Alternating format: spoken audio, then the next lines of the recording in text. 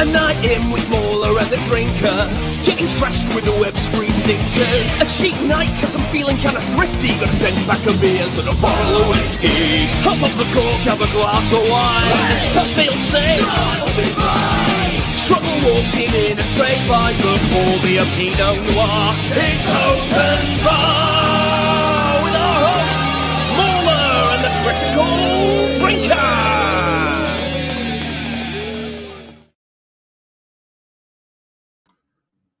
Well, look at us, MauLer. Late and it? Pedro Pascal. Are we ever on time? Actually, we are pretty good on that, right? I think we've got an okay track record. We're 2-3 never more minutes. than 5. Yeah, we're never more than 5 minutes late. You know, best show ever on that angry. Come on, chat. We're doing our best here. They just want an excuse to say gay. That's what it always comes down to. I know you guys too well. Well, we're doing our best, and we are started now. So, you know, let's see if we can make up for lost time here and get right into it. So, let's do the thing. Let's do the thing where we talk about pointless facts. All right, let's go. Are you ready? I'm so ready, dude. All right, okay. Well, stuff that happened in the year of our Lord, 1984. India, they had a bunch of stuff happen to them. Mostly wasn't good, actually. You had the Bhopal gas tragedy, right? So a toxic gas leak from the Union Carbide plant in Bhopal killed thousands of people, creating the world's worst industrial disaster of all time.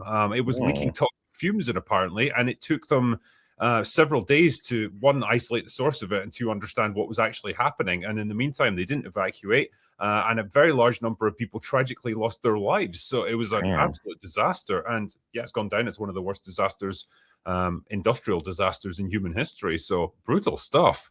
The worst ever at the time, and now I assume outclassed by some of the horrible accidents. Possibly, yeah. Notable ones. India also. I'm gonna butcher these names here. The Indira Gandhi assassination. So the Prime Minister of India at the time, Indira Gandhi, was assassinated by her bodyguards on October the 31st, leading to widespread anti-Sikh riots. So her own bodyguards assassinated her, which is, well, interesting. Well, they're not getting paid that month. Yeah, I mean, you could say they didn't really do their job properly, but you know, they chose not to. So I guess that's what happens. That's right. Yeah, a rough year for India. It was also a rough time here in the UK. It was a year of industrial action. The UK miners' strike, very famous piece of industrial action that lasted the entire or most of the year and into the next year. It became a major industrial dispute between Margaret Thatcher's government and the trade unions at the time, and lasted, as I say, for over a year. Basically ended in the unions capitulating and ultimately getting completely crushed. So, it was a tough time here in the UK as well. On slightly brighter news, though, in the world of technology, the Apple Macintosh was released. They released the very first Macintosh computer, famously launching it with the 1984 Super Bowl commercial, which was all very neat. That was Ridley Scott who directed that commercial, I believe. Yeah, it's iconic, you might even say. You might say it's iconic, yeah. In the world of entertainment as well, Michael Jackson suffered a terrible accident when his hair caught fire due to a malfunctioning pyrotechnic, which ignited the hair product he was using and left him with third-degree burns over much of his scalp, and forced him to wear a wig, actually, for the remainder of his career, and left him in chronic pain and addicted to painkillers, which, ultimately would help to do him in. Kind of a tragic accident, really. So that sucks. It really does, yeah. It was covered in the movie Michael, actually. Quite well done. But in the world of movies, what stuff happened there? Well, we got the PG-13 rating was introduced by the Motion Picture Association of America as a response to violent horror films like Gremlins and Indiana Jones and the Temple of Doom. I wouldn't really call that a horror film. While I pull it out a fucking heart does make everyone go, oh. You're like, yep. It was the chilled monkey brains that always got me.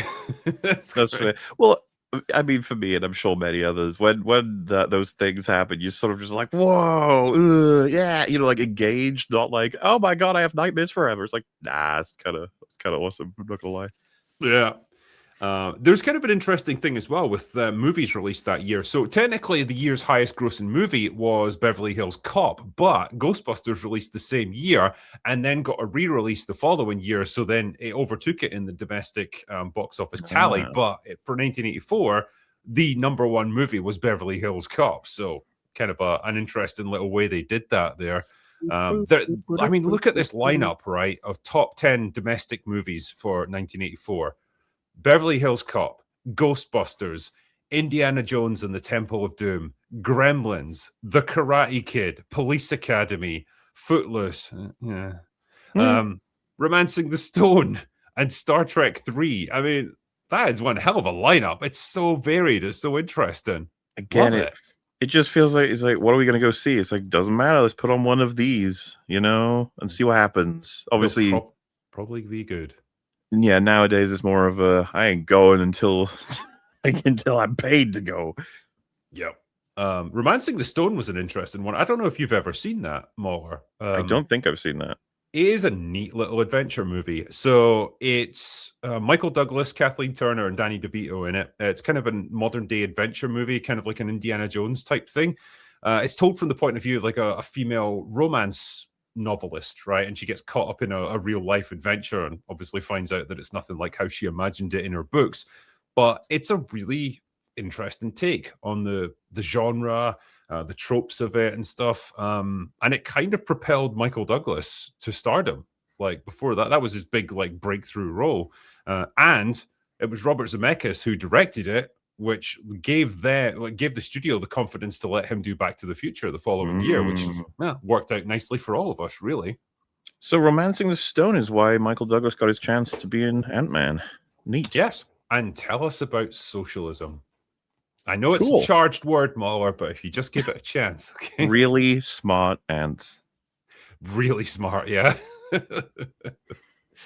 But yeah, an interesting year for the world, not for India so much. It was kind of a shitty year for them, but for movies, fantastic. Really liked it. Oh yeah. Anyway, enough of that.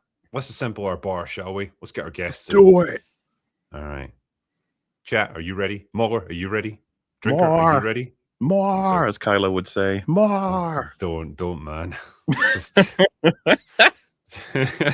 MauLer knows why that's a fresh open wound again. But anyway, welcome everyone to the bar. Vara Dark, Nate, Mr. H Reviews, and Random Film Talk. It's good to have you guys on board. Welcome back. Great to have you all here again. Happy to be back. Thank you. Doesn't it just make you jealous when you see the kind of movies that they got back in 1984? And then you think about the kind of movies that we're getting here in 2026. Doesn't quite stack up. I'm sure The Mandalorian and Grogu will be just as good as Ghostbusters and Beverly Hills Cop and Romancing the Stone. It's not even funny. It's just depressing. Yeah. I mean, it's good that they don't make them like they used to. Eh? No, certainly don't. We've at least got this back catalogue of movies we can still enjoy. And I don't know, man. I'm like this with video games now, where like the new releases, apart from a few, pleasant surprises, just do not interest me in the slightest. And I find myself playing games from like 10, 15, 20 years ago, and I'm happy. It's a peaceful life. No, yeah, I make an effort at this point to try and do some more older games, like Resident Evil. I've been going through all the classics. Fun shit.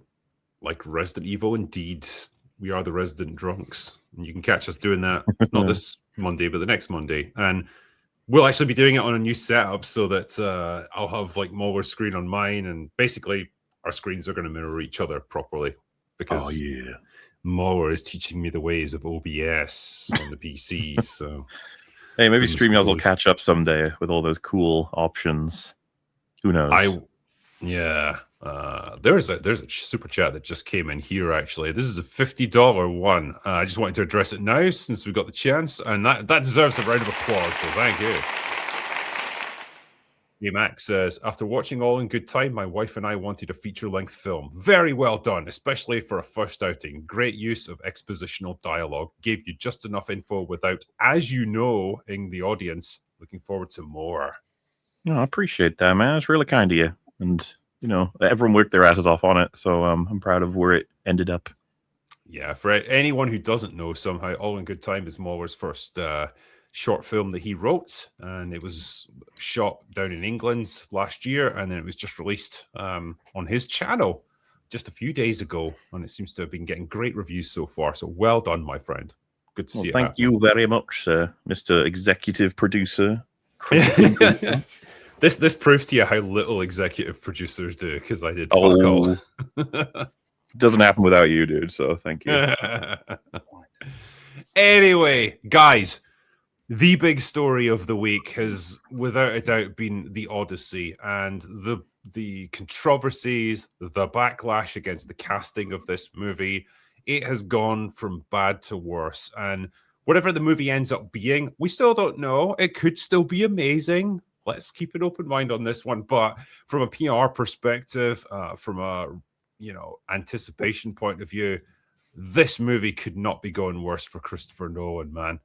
It has been a brutal week, especially with the news leaked, and it's still unconfirmed that Elliot Page is going to be playing Achilles in this movie, and Lupita Nyong'o is going to be playing Helen of Troy, which is... that one is confirmed. The latter is confirmed, right? The former Right. is yet to be confirmed. Okay. Categorically.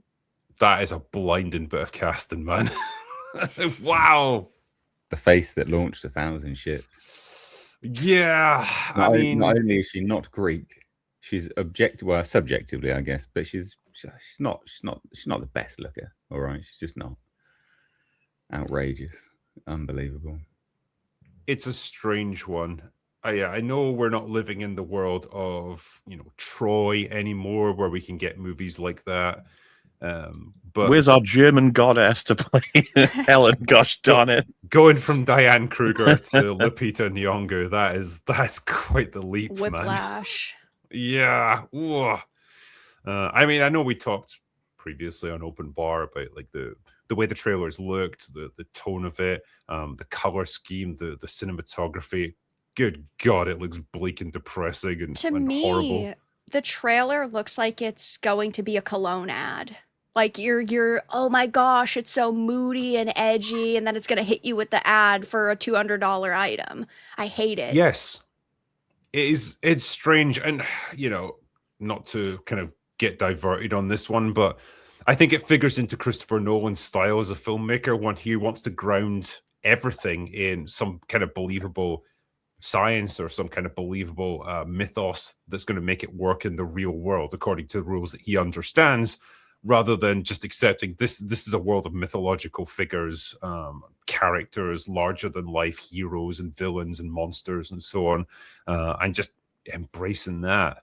For me, it just cements this idea that maybe he was not the right guy to be doing this movie, particularly when you've got he's made declarations like he doesn't want a traditional orchestra for this movie because they didn't have normal orchestras as we would understand them in ancient Greece, but they also didn't have IMAX cameras back then. Man, yeah, so, that's Well, I bizarre.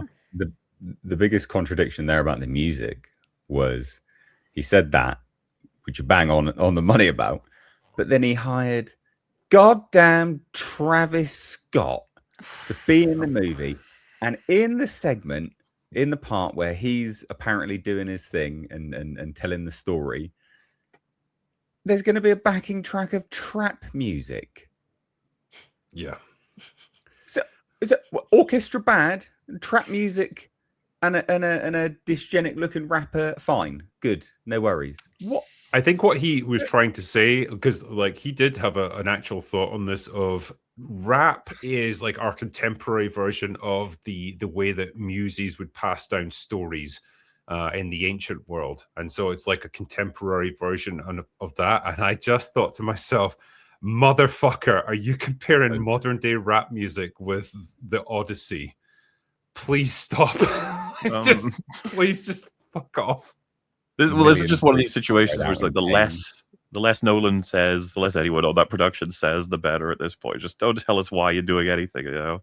Because there was loads of concerns about this with Nolan anyway. He's got lots of tropes as to how he creates stories, and a lot of people seem to agree he's better suited on certain angles. This is the same for every director, of course. And so when it's like he's doing the Odyssey, you have this, you step back a bit and you're like, maybe, depends if we can balance out some of the thing. And you're like, no, we're not balancing out anything. Like, it's so...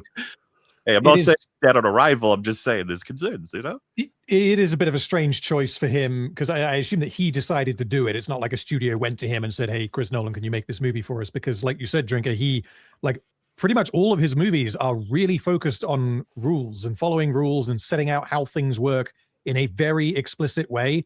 Like Inception, Interstellar, and Tenet, just off the top of my head, all three of those do that. And then everything goes wrong, and it's all based around breaking the rules that it established. So it's kind of grounded in science, which this looks like it's not going to be that at all. But then what was it that he said about the gods? Like he wanted to, he changed his mind on how the gods were going to be depicted in the film. I can't remember exactly what he said. I think he wanted to humanize them. Yeah, I'm paraphrasing a little bit here. The one that stuck in my head was his explanation for the Trojan horse. So rather than it just being the hubris of the defenders who find this gift that's been left out for them and wheel it inside so that they can celebrate. It's now like sinking into the sand, or it's sinking into the ocean, and they rescue it because of that, because he needed to rationalize why they would feel the need to bring it inside and grab it. And again, it just portrays this need to ground everything in like contemporary logic and contemporary like rules for how everything in this world should work. And again, like, you're missing the point. This is a mythological story, and like stuff like the Trojan horse is iconic because it's just this classic ploy that shouldn't have worked, and yet somehow did because of this hubris of the defenders, the belief that they had won, and their trust that this was some gift that was left for them. It's simple, but that's fine. It's the kind of story it's the kind of world that it exists within, and it's like, we don't need you to Christopher Nolan everything. You don't need to overanalyze and over-intellectualize everything, especially an epic poem, an epic story like this. This belongs to a different world.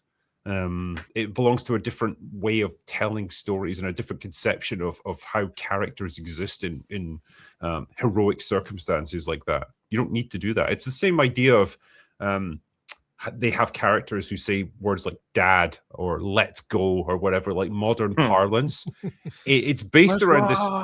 Well, I think it's based around the translation of the Odyssey that he has been a fan of. I can't remember. It's Emily something. Emily Wilson. It's heavily influenced by Emily Wilson's more like modern feminist take on the story. You know, traditional masculinity and the male power structures are toned down. It shames violence and war. Female characters are given a bigger role and more influence at the expense of the male characters. Odysseus comes across as like a more larger, or he comes across as less of a larger than life hero and more of like a flawed, arrogant, manipulative guy at times. But yeah, I mean, it injects contemporary political themes like into the narrative, and that's such a massive issue at the core of this, because it's the material that this is all based on. And Emily Wilson's, she's a shithead, as plain and simply as you can say it. It's like how a couple of years ago we got the 1984 Julia retelling, the feminist retelling of 1984, but from her POV. Like, who asked for that? Who wanted that? Nobody. Yeah. And her retelling was based on the premise of the dialogue, the idioms and stuff that characters used in that story wouldn't have sounded archaic to the ancient Greeks who read it because it was contemporary for them, which makes sense. But it doesn't make sense now because the Odyssey is not contemporary for us. Okay, it's a story that's set thousands of years ago, so I don't expect people to use modern idioms then. It takes you out of the story. It breaks the immersion. And again, I know, like, to have the characters talk like, you know, my lord, thou shalt not do this or whatever. It wouldn't mirror how they would have talked direct, you know, as a matter of direct translation. but it gives you a sense of like an antiquated dialect. It gives you a sense of a different era of the way people conducted themselves. You're not going to get that from something like this. Trying to frame it through this modern lens is just bizarre. I don't want to see Travis Scott narrate this to me, man. It's like, sounds so fucking stupid. The whole thing's very inconsistent anyway. It's a very incoherent approach to the entire story. I mean, you've got, as you said, the bizarre approach to the dialogue. My daddy's coming home, or dad, or whatever it was. And then they're running into battle and shouting, "Let's go." From a dialogue perspective, absolutely atrocious. And you're right. You know, we don't know how it's going to turn out, but you can get a sense of it from the dialogue that they've chosen to include in a trailer. I mean, that's quite diabolical. But then it goes right down to like the costumes and things. I mean, they've got like giants walking around in what looks like stainless steel armor plating. Well, it's like medieval plate mail, which wouldn't exist for a couple of thousand years in this world. But what was where was what? I just don't understand what the vision was for it, because it is genuinely just all over the place. Well, every single aspect of it is incoherent. Making these explanations for other elements that are based entirely on being able to like justify it in an authentic way, and then you're like, well, what about that? You're just like, well, don't worry about it. You're like, what? Why are you so inconsistent on like each of the? And the other problem, I guess, is that he keeps choosing the wrong things to be so. I hesitate to say authentic about like the Trojan horse shit we already went over, but like he's been a bit baffling, Mr. Nolan. Yeah, it would almost feel more honest if he were to just say, like, I don't care, I'm doing what I want to do. Like, this is my version of the Odyssey. And, you know, because then at least it would seem like you're going to get a coherent vision that might be bad and you might disagree with the direction, but you can trust that it's Christopher Nolan doing Christopher Nolan's version of the Odyssey. Whereas everything that he's been saying, like you say, seems to just kind of be all over the place. Like, no orchestra, but we're going to have rap. And you've got like what, "Hello, Dad," or whatever it is. My dad's coming home. Daddy. It just, it like the point of the dialogue Daddy's in like anything like this when it's set thousands of years ago is people didn't actually speak like this, and if they did, then it wouldn't work if it was translated directly to like modern language. And like one example of a show that I think did it very well would be the Spartacus show, where they constructed sentences to try and emulate Latin if it was directly translated, which it meant that it was very immersive and it was very interesting to listen to because they weren't using, you know, modern slang, and it felt like you were part of this historical world. But even though like that wasn't actually a direct translation, it was kind of just following the rule of cool. But that was one example of it being done well. Yeah, and this is such a big like issue right now with Hollywood, of course, but it really just highlights almost how little like Nolan seems to care. And it's just depressing that you have these stories that I do think that people would want to see on the big screen, but they're turned into just like Hollywood movie fodder. It's like Joseph Campbell would be turning in his grave right now seeing what's happening, because the original Odyssey is about the spiritual transformation and temptation and identity. And again, Emily Wilson's translation of it is Odysseus is more of a detached man. He doesn't have as much inner growth.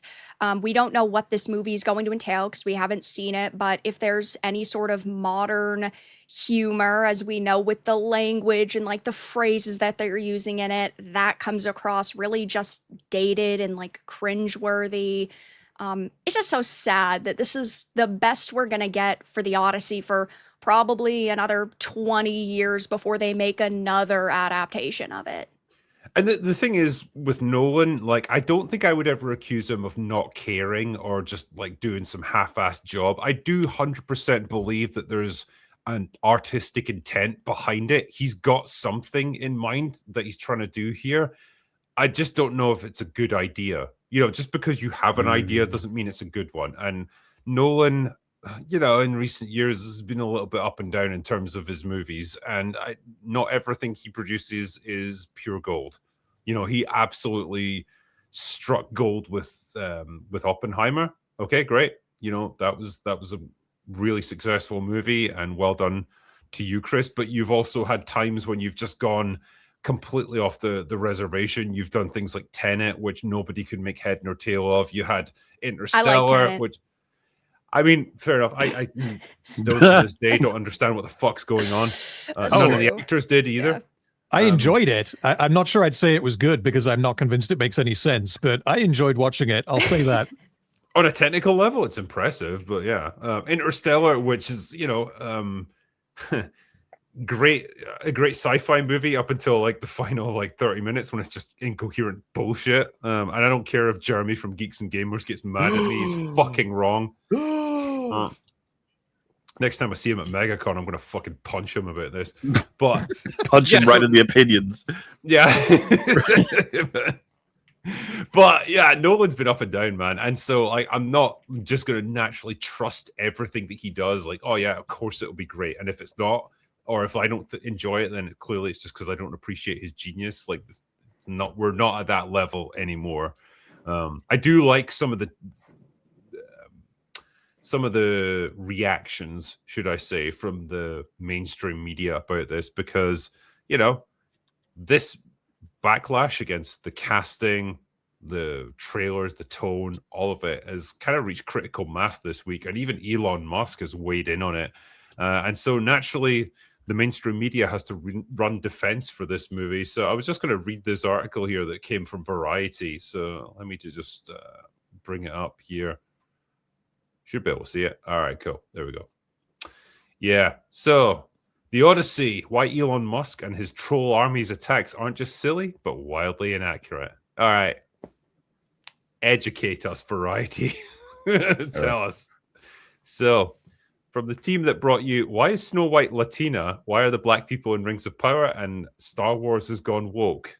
I mean, not to go on past performance, but did any of those projects go well? Why are those the examples they went with? Why on earth? It's a fantastic set of choices because everybody agrees that Star Wars is a catastrophe right now. Like everybody, there's no one who's like, "Woohoo, Mandalorian!" Well, out of all of them, not many people are going to defend Snow White as a great movie. Rings well, the of reason Power... I started with Star Wars is it's technically the one you could defend the most. This selection of three is horrendous. Rings of Power and Snow White, they're all just famous for being horrible projects that have failed miserably. Yep. Comes the latest online onslaught against the anticipated Hollywood project that committed the unfathomable sin of having a diverse cast. Look at the way they frame it, man. It's like they're just trying to bring diversity into it. Why do you hate it so much? It's like, do you understand the context of it? Nah, you don't care. It's not diversity, is it? It's not. I don't see Hollywood scrambling to push more Chinese people in movies. All right. I don't see them scrambling to push more Japanese people in movies, or Malaysians, or Aboriginals. Right. It's not diversity. It's just more black people and more gay and or trans people. That's all it is. That is literally as far as their diversity umbrella goes. And it's a really myopic, blinkered worldview. It's clearly an agenda, clearly a push there. It's just it's well, as far as I know, there's a few like super chats that we've had already from Greek people who just fucking hate what this movie is already, and it's like, well, I'll take my cues from them, thank you, since it's their story. I was speaking to a Athenian philosopher yesterday, and he was like, "Yeah, this thing's absolutely like a trash fire. Like I want to absolutely dismantle, like professor level Athenian philosopher. He's like, this thing's just atrocious." Let me get through a couple of these paragraphs here just so I can get to the meat of this matter.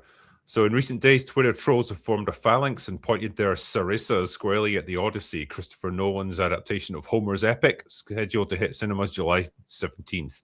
They haven't actually seen the film yet, mind you. Oh, of course, we're going with that argument, aren't we? Wait, it's like, what? You haven't seen it, Drinker? No. And you said all this stuff about it. How is that even possible? You can't criticize the casting unless you've seen the movie, clearly, because I don't know why anyone talks about anything anymore, because there's no point. You don't know the full story, okay? You haven't seen everything. What the fuck are the point of trailers? Yep. Damn, exactly. Dude. I say this all the time about the video game industry. These companies will be like, and these developers will be like, oh my gosh, you haven't even played it, you haven't even bought it, you haven't even consumed it. The point of releasing teasers and trailers is to judge the product and whether or not you want to buy it. That's the whole point. And yeah, if the trailer does not actually represent, if it's not representative of the end product, then the trailer has not done its work very well. Right. So, Yeah, and like, also- what it's one or the other, man. Pick it. It goes both ways too. also- 'Cause there's been trailers that make me go see a movie that I might not have.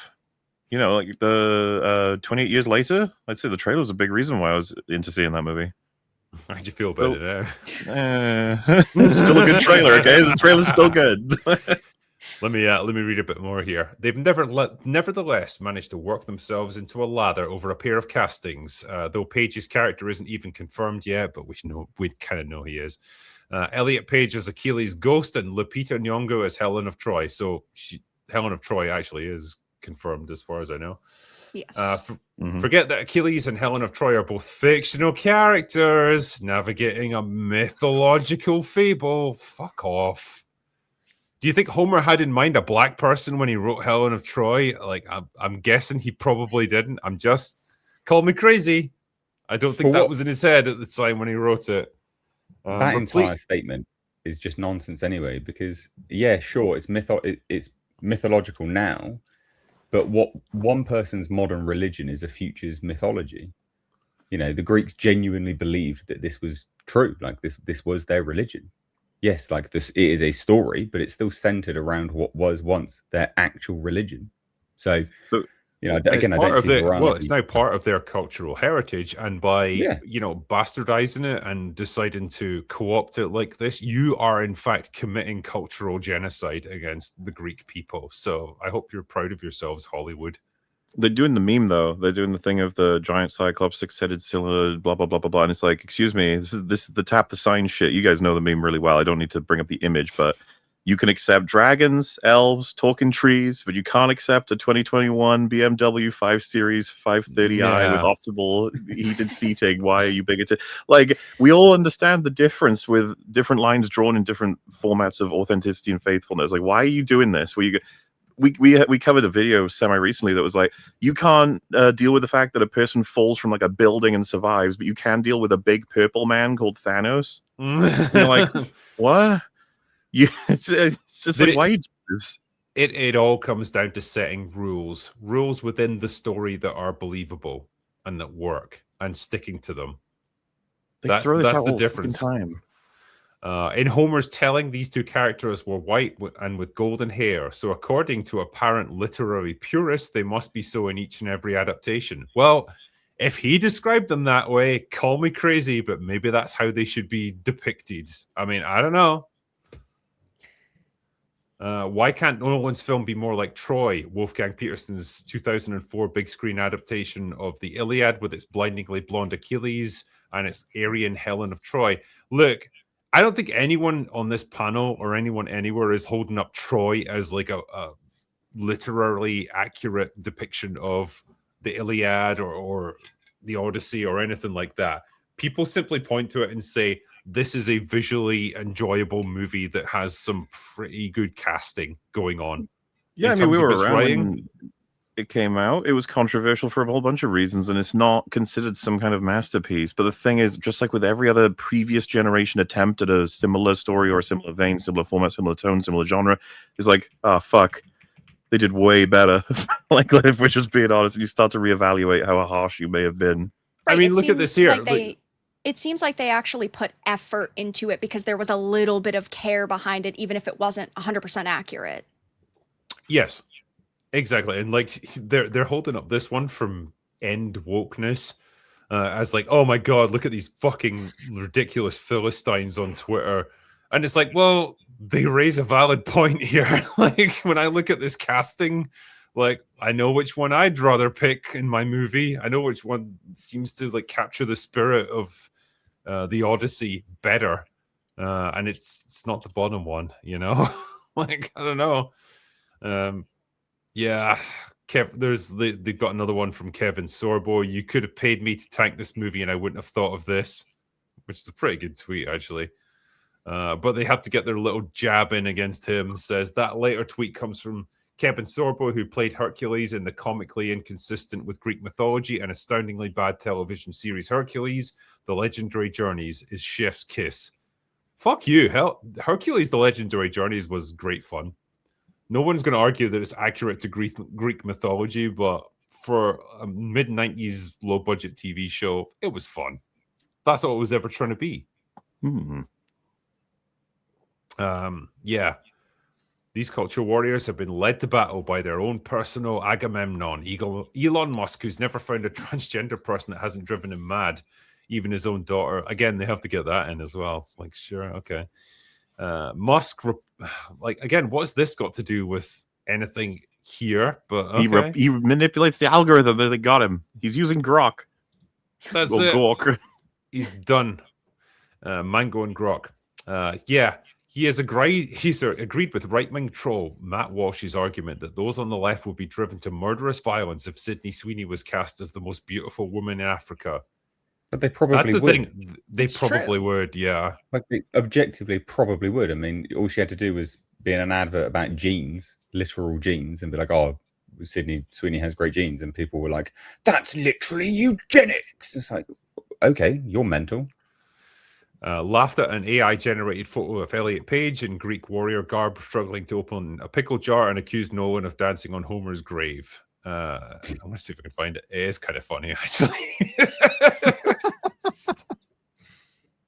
I mean, you know, you walk into it, man.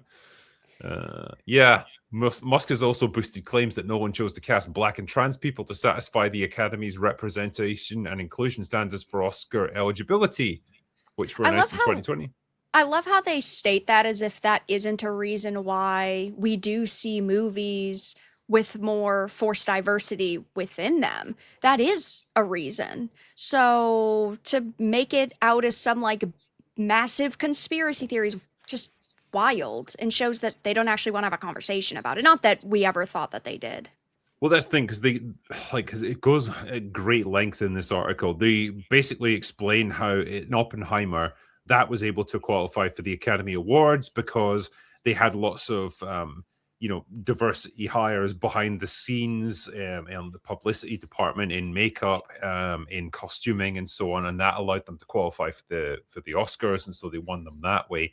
But that does not mean that you can't do them on in front of the screen, or sorry, on screen, and get a little bit more attention and a little bit more Academy recognition and consideration that way. Right. And I would not be surprised in the slightest if that was part of the thinking behind the casting that went into this movie. Yeah. I mean, potentially, because I mean, we can all agree that those rules there that the Academy has are just dumb, but they don't seem to be universal rules because, I mean, to use Oppenheimer as an example, Oppenheimer did not do that, and Oppenheimer won loads and loads of Oscars. It won like 8 or something. Yeah, so those rules, so the diversity was largely behind the camera in various other departments, and it won on that. But I don't know if it was also such a strong movie in terms of the public reception and so on that they knew they kind of had to give that Oscar consideration, because there would have been, from a PR point of view, there would have been such an outcry if it didn't get it, that they kind of had to do it. It was too big to rig. Yeah. But with this, it's a whole different situation, and I don't know if maybe that's part of the thinking here. It's right, we're going to go all in on the diversity casting here, and essentially shoehorn our way into getting Academy Award consideration. Yeah, I mean, given who is in Hollywood and really who's behind this, it wouldn't particularly shock me. The Ellen Page casting is superb. Epic gaslighting, isn't it? Really, the whole thing. Even at the very end, they're like, "Oh yeah, Oppenheimer," because it was all behind the screen. It's like, yeah, okay, but we don't know. You haven't made a compelling argument as to why anything anyone is saying about the Odyssey is actually incorrect. There's not one thing that they've said. What the article boils down to is we're mad that this whole movement against the Odyssey is gaining traction, particularly that Elon Musk has gotten involved, because we don't like Elon Musk, so we need to do a hit piece against it.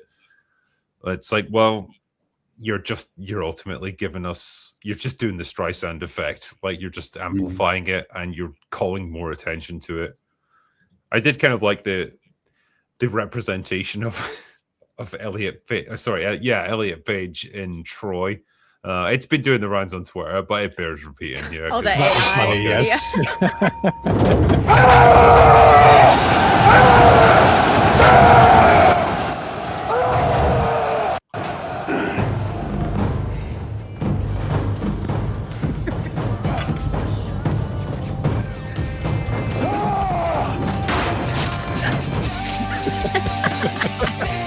Oh, the Linkin Park. Surely the way to careful drinker. Pause it. Pause it. It's a fucking song, bro.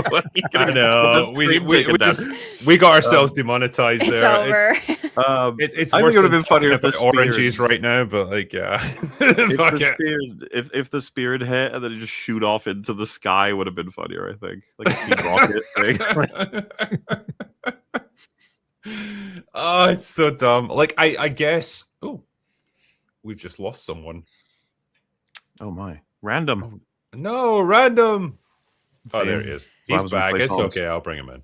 There he is. Yeah, man. It's just I think the way they're going to represent Achilles in this movie is going to be in the underworld. So like you're going to see like the ghostly version of him. That's maybe like shriveled and horribly deformed and just like broken down into nothing. Because that's I think the only way you can make Elliot Page work in a role like that. Well, the problem with that is they've said that we're going to see flashbacks. So that means that Elliot Page would not just be playing the one version. I mean, I can't imagine they'd cast two different actors for the two different time periods. So how's that going to work? This is going to be like the shittest like AI like buff job where it's like, okay, take this character, make them like 500% more muscular or something. Yeah. I remember Natalie Portman. She got the muscle arms in Thor. You know, how about that? There's people true. to this day that will defend her and say like, oh yeah, she totally trained hard. And, Yeah, like, okay. Fuck off. Natalie Port person. Tiny man. Yeah, let me do a couple of super chats just as we're working our way through here. This is from Derek. Says, what I love about Mortal Kombat 2 is that the characters who are supposed to be serious are serious and the ones who are supposed to be funny are funny. They didn't make Raiden or Liu Kang goofy or have them make out of character jokes. Raiden, and yes, that's I call him Raiden, okay, and I'm gonna stick with that. What do you That's mean that's my Metal Gear Solid pronunciation Yeah. of Raiden, okay, and I'm sticking with it. That's fine, okay, but he's Mortal Kombat. It helps less confuse people, okay? Raiden, Good doubling down there. Yeah, I'm doubling you're down. a terrible man. Yeah. I quit for this Yeah. insanity. Drinker, MauLer, and Panel. Nolan, I feel, has earned goodwill from fans. But Odyssey seems like a total disrespect. I thought Black Cleopatra was bad, but Black Helen of Troy and Trans Achilles is a bridge too far. I mean, I'm kind of inclined to agree with you. You know, Do you think this could do a lot of not damage to him in Hollywood, but damage to him from the audience? Yes. Fucking up the Odyssey. How significant do you reckon? big to the point where his next movie's going to underperform. Yeah. I think so. I think I don't think he's got a cadre of like loyal fans who like will just ride or die with him, and that's fair enough. But like the general audience, I think, can be swayed one way or the other. And I don't know, man. Like once you get into this culture war stuff, which this movie has done, whether it intended to or not, like you have stirred up the ire of the entire internet. And that is a difficult thing to claw your way back from. And I'm just saying, like, I never got that impression from him as a director that he was trying to push like any political messaging, but he's kind of stepped into that minefield with this movie. And it was a bad choice. There's any parallel here, at least in a vague way, to Ridley Scott and Napoleon? I did wonder if he's too young to like be at Ridley Scott's stage of just like, I don't give a fuck because I'm old. Well, and a lot of people are saying that in defense of Ridley Scott. It's like, let him be old. He's lost his That's mind. fine. Like, let him be old, but Christopher Nolan is still young, relatively speaking, and so he's not got that excuse of like, I'm a confused old man who doesn't give a fuck about anything anymore. Like, you're not at that stage, Chris. You've still No, got and time. this is a lot of these are deliberate, very thoughtful, meticulous choices he's making that he explains. This isn't Ridley Scott saying, "I don't give a fuck, leave me alone," or his own like cinematographer leaves the project or doesn't want to work with him anymore because of that. You know, I do love this idea that of a guy who's releasing like $100 million movies saying, "Leave me alone." Like, let me make my shit, okay? I don't know how many movies I can direct. All right, I just got to keep going. Afternoon open bar. Glad I finally caught a stream early. I'm homesick and currently working on the second draft of my fantasy book. Thank you, Drinker and MauLer, and others of the Toxic Brood for guiding and inspiring me. Well, that is beautiful. Thank you, man. I hope you feel better soon. We don't hear enough about the Toxic Brood these days. Oh, they're always grumbling, mumbling, seething, smoldering happily in the background. Upon hearing the casting of Achilles, the ghost of Hector is now begging Hades to allow him to return for a rematch. Also, nothing about this movie says Greek, Mediterranean, mythological, heroic, or box office success. I agree. Yep. Well, you don't think it'll be successful in the box office at this point, do you? What are we defining as successful? Like $1 billion? Do you have a budget? Do we know? 250 I don't think that we do. It's Got to be big. hefty though, 250 given million. it's got every fucking named Hollywood actor in it. Well, Yeah. this does seem like a point of contention then, because a lot of people I would say in our sphere believe it'll rock the box office because it's Nolan. That's But, like, I would have said that. 250 million. Right. That seems low, actually. I would have expected 300, but okay. Say if we say 250 million, what are we talking here? Maybe 600-700 million in order to break even. It'll probably depend. I think it'll massively depend on word of mouth. Like that was why the only reason why Oppenheimer was as successful as it was is because it was an extremely good movie. Like an R-rated biopic should not have made $1 billion. There's no way. It was because it was Nolan and because it was a really good movie. So, well, it was Nolan. It was a good movie, and it was paired with Barbie, so it became the Barbenheimer effect. What a bizarre thing to tell someone who doesn't have any context. It was paired with Barbie. I know. Sorry, what? I still can't believe that fucking year in cinema happened, but like, apparently it did. But yeah, sorry, random, as you were saying.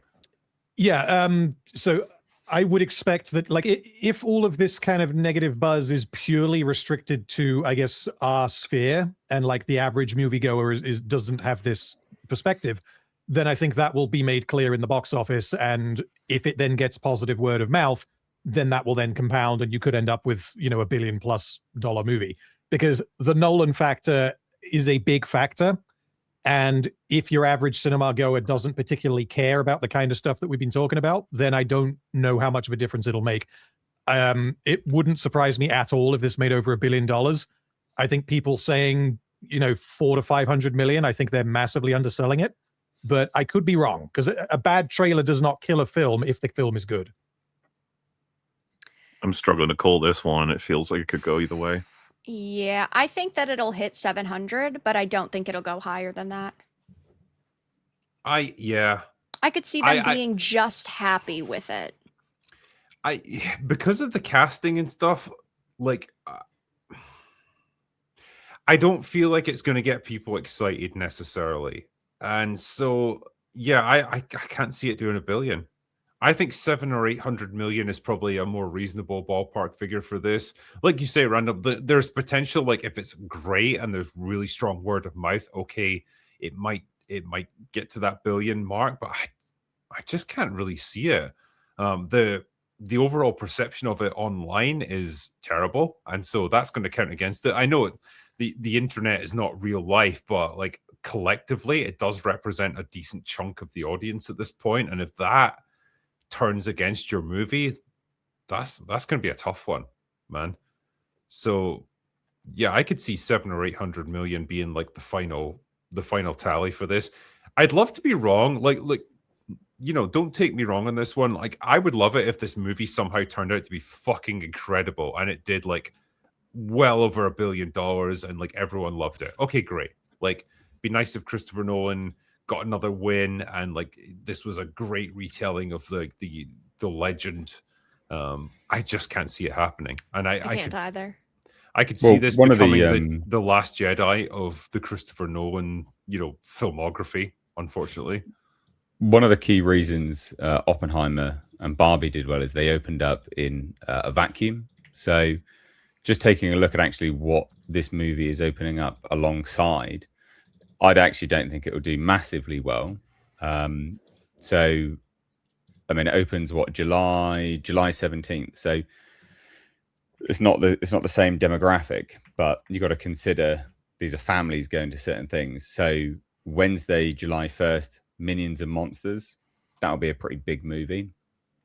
Not a huge one, not a huge it's not a crossover of audience at all, but it's still money, right? Evil Dead Burn the week prior, July 10th, and also Moana live action. So you're stacking it up. Whereas if there's families going and they're sort of choosing what movies they're going to go watch, they may have already chosen the movies that they're going to spend their budget on. And then obviously the following weekend is the Odyssey comes out. It doesn't open up against anything in its opening weekend. But then the end of July is Spider-Man Brand New Day. It's 2 weeks after. Yeah, that's going to obliterate it. It's not opening up in a vacuum like Barbie and Oppenheimer was. It was just those two movies. They were in a vacuum. It was the two movies that you would go and watch as certain demographics. This isn't the same. I don't think it will do. Certainly, it's not going to do $1 billion. Hell no. I mean, I could be wrong. It could age massively poorly, but I just don't see it.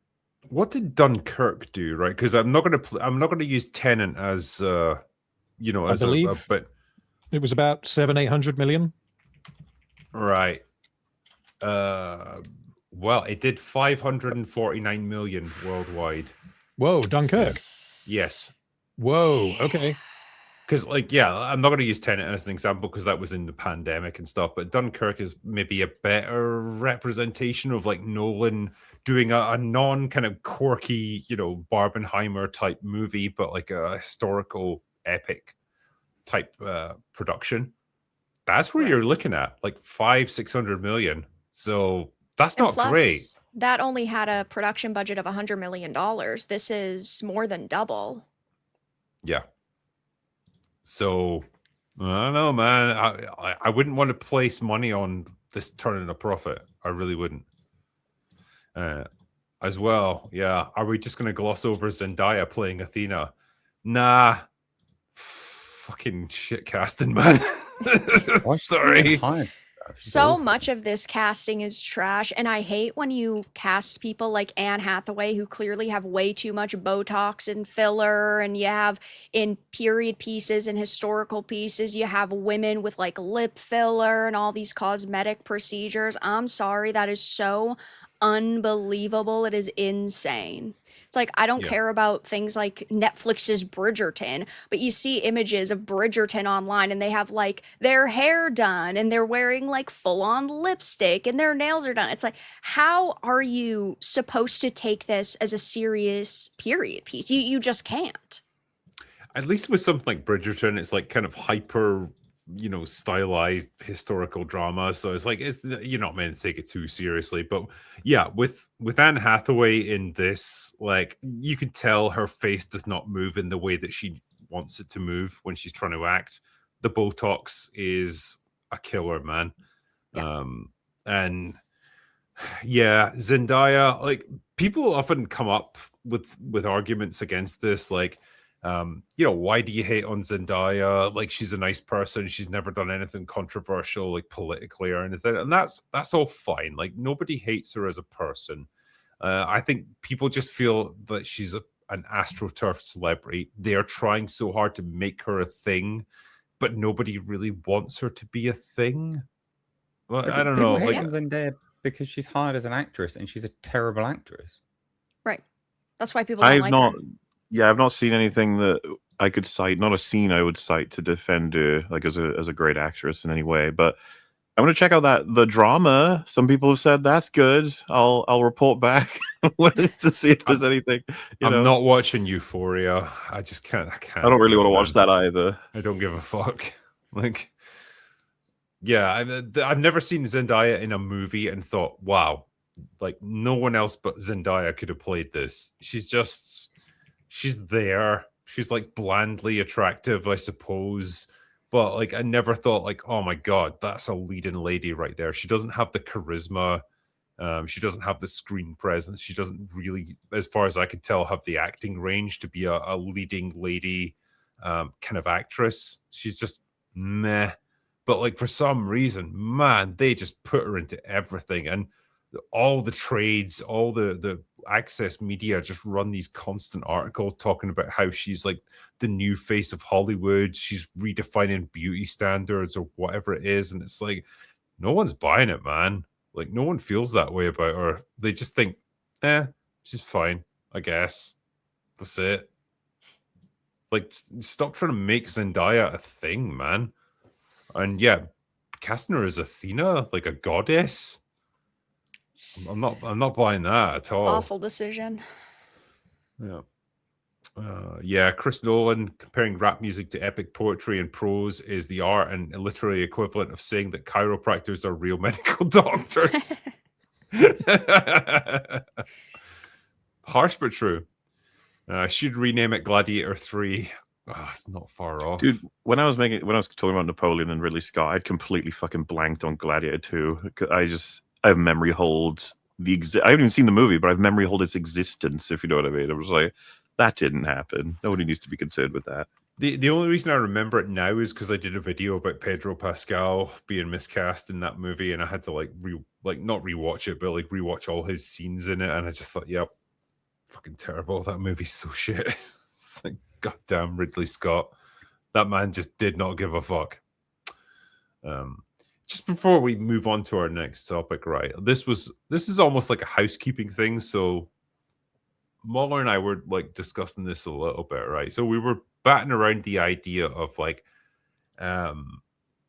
is it a potential idea to move open bar to a different day of the week, right? And we thought potentially a Sunday night, right? And I will not do this without the blessing of my chat. And if I do it, it won't happen for like a while yet. And so my guests, forgive me for a minute or two. I just want to do this.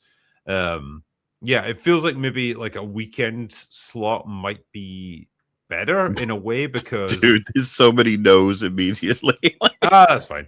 Like what I'm going to do is basically like I'll cut to the chase. I'll put a poll up and say like, okay, like Sunday night or Thursday night, like keep it as it is basically, or move it, or I don't care, and I'll let you guys choose. And if the weight of evidence points towards keeping it as it is, we'll just keep it as it is. But it was just something I wanted to put to you guys. Well, so allow me to do this.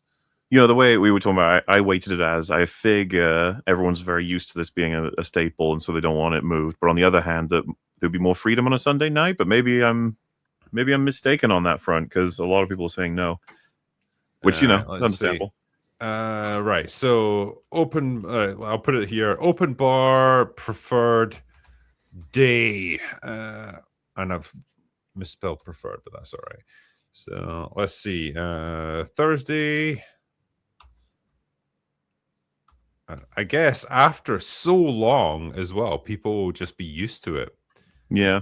And then, let's see. Don't mind. So, yeah, and then this looks like it's going to be 95% Thursday. Yeah. Let's see. Now that I'm thinking about it, it's like we have been doing the show for a while. The fact that it's been Thursday consistently, we probably should have expected this. Yeah, let's see where is that. So yeah, so let's see. So, holy shit. 1,000 people have voted already. So Thursday 65%, Sunday is 13, and don't mind is 21. So it's changing. It is changing actually, gradually. Yeah, someone just said people don't like change. That's true. Okay. Yeah, let's see. We're getting close to 2,000 votes here. 62%. I'm keeping it on Thursday. Yeah, someone just said unlucky drinker. Thursday it is. Oh shit. Well, okay. So it's funny. Some people are saying like, well, what about? Because I do shows with Gary every time a Song of Ice and Fires type thing comes out on Sundays.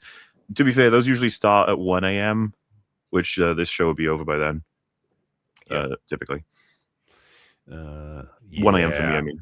I think once we get past like 2,000 odd votes, it's probably not going to change much. So I think most people probably want to keep it as it is. I'll leave it as it is. Like I'll let the poll keep running here. Do they let you we'll put a just- poll in the comments section of a video? I'd be curious to do that as well, but I don't know if they let you. I'd rather go based on like who's watching us live, because that's our Sure, audience right sure. there. Yeah. Anyway, well, okay. While that's running, shall we just move on? While everyone in chat is just raging at me right now. Oh, God, I feel like I'm Chrissy Meyer right now. God damn. Fool. Yeah, stirred up the hornet's nest. Okay, well, what else has been going on? So, Mandalorian and Grogu is coming out soon, and Pedro Pascal has taken to all forms of media, I guess, to promote this, to like get everyone excited for it, because who wouldn't be excited for the Mandalorian and Grogu? It's going to be a movie of all time, and well, he was on the Stephen Colbert show the other night, last night, in fact, talking about this, and decided like he needed some love. Pedro needs some love, so allow me to present it to you guys, and you can Presenting us a key piece of marketing for the movie. I mean, if this doesn't get you excited for Mango and Grok, then I don't know what will, quite frankly. People may not know. Pedro needs some love. Come on, bring it in, Steven.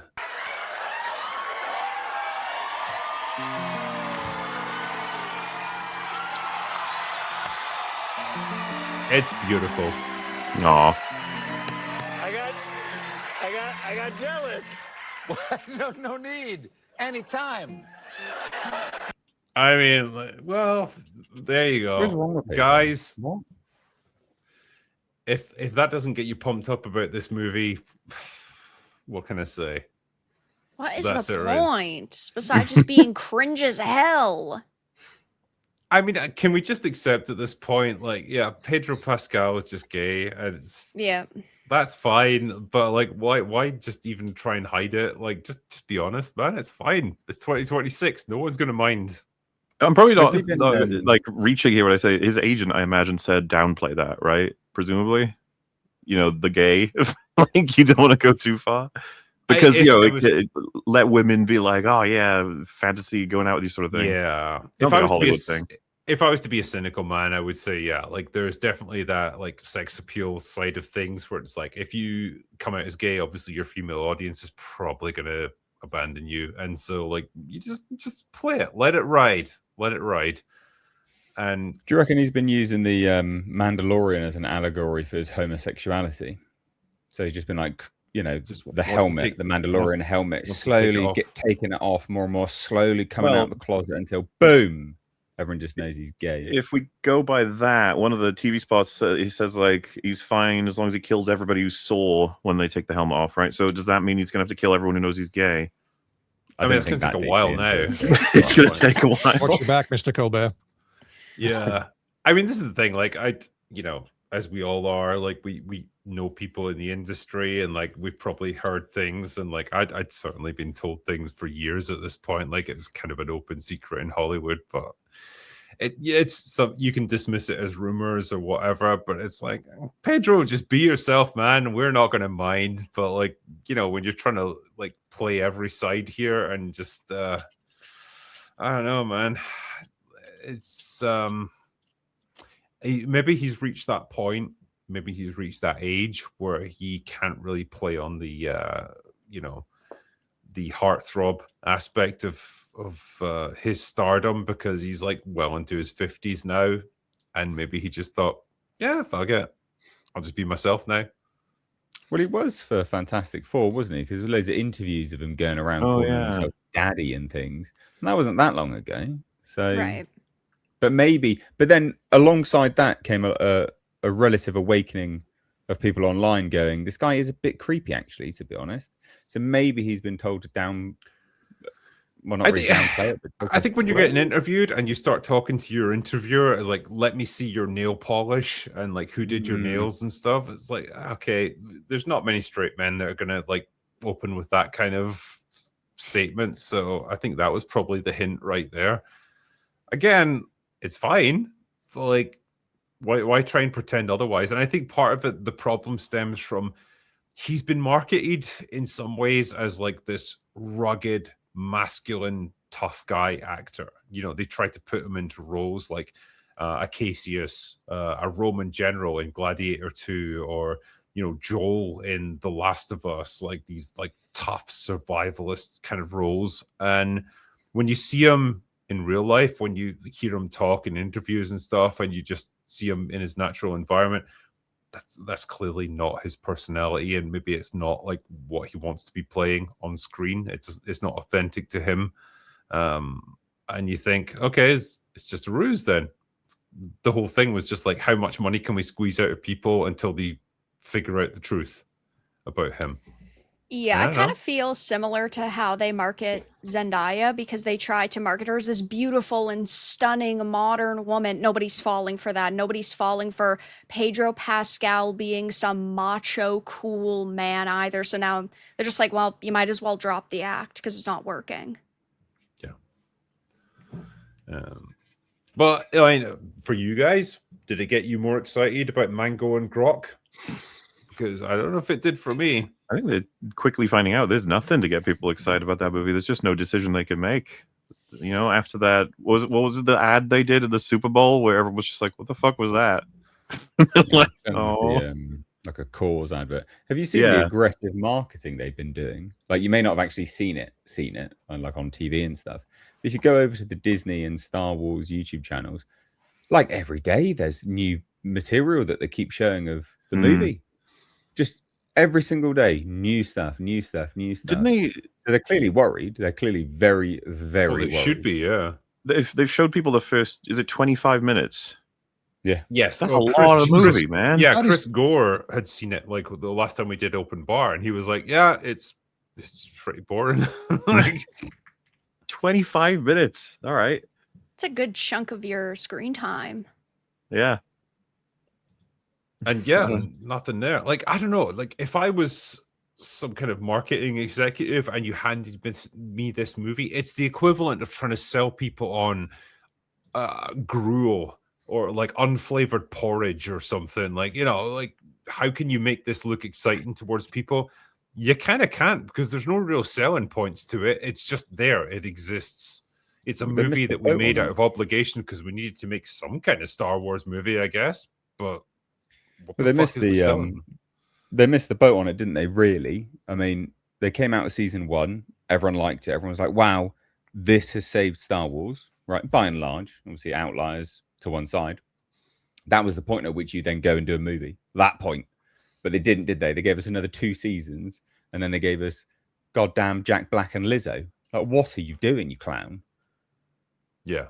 And you find out that that was as casual as Jon Favreau's kid is like scrolling TikTok and is like, Lizzo likes Star Wars, put them in Mando. That he was like, okay. Because that's great, man. Yeah. I mean, yeah, there's nothing going on there. I mean, we've obviously talked about this at length, and it really is a movie that's essentially nothing. It's a puff piece. It's the best of what we have left in terms of, you know, Star Wars content. But like, God, it's just depressing. This is what it's come to. I'm still stuck on the 25-minute thing. Like, that's ridiculous. I think it was when Fellowship of the Ring was coming out, and obviously everyone was hyped as hell for it. And I believe the scene that they showed was the cave troll fight, which is about 5 or 6 minutes long. And obviously the point of that is to get people even more hyped. You don't really show, you know, much in the way of character work. You just give them a little bit of an action set piece, which isn't even the biggest one in the film because you don't want to blow your load too early. But 25 minutes. Like, even if it's a good 25 minutes, surely the strategy there is to show them like a 2, 3, 4 minute sequence to just blow everyone's nuts off and get them excited. Like, evidently that scene doesn't exist. There's nothing to show. Given that there's nothing to show, I'm so confused as to why you would show so much. Surely you'd want to show less to make it look better. Do we know the runtime of it? Because 25 minutes could be literally a quarter of the movie. Do you know what the runtime is? Have they revealed that? I don't know if they have 2 yet. hours and 12 minutes. Oh, what okay. they're So saying, huh? we're still showing a lot of the movie, though. Yeah. Yeah. And 12 minutes, like 10 minutes of It's that a is chunk of probably going to be change. credits, at least, isn't it? Right. So, Yeah.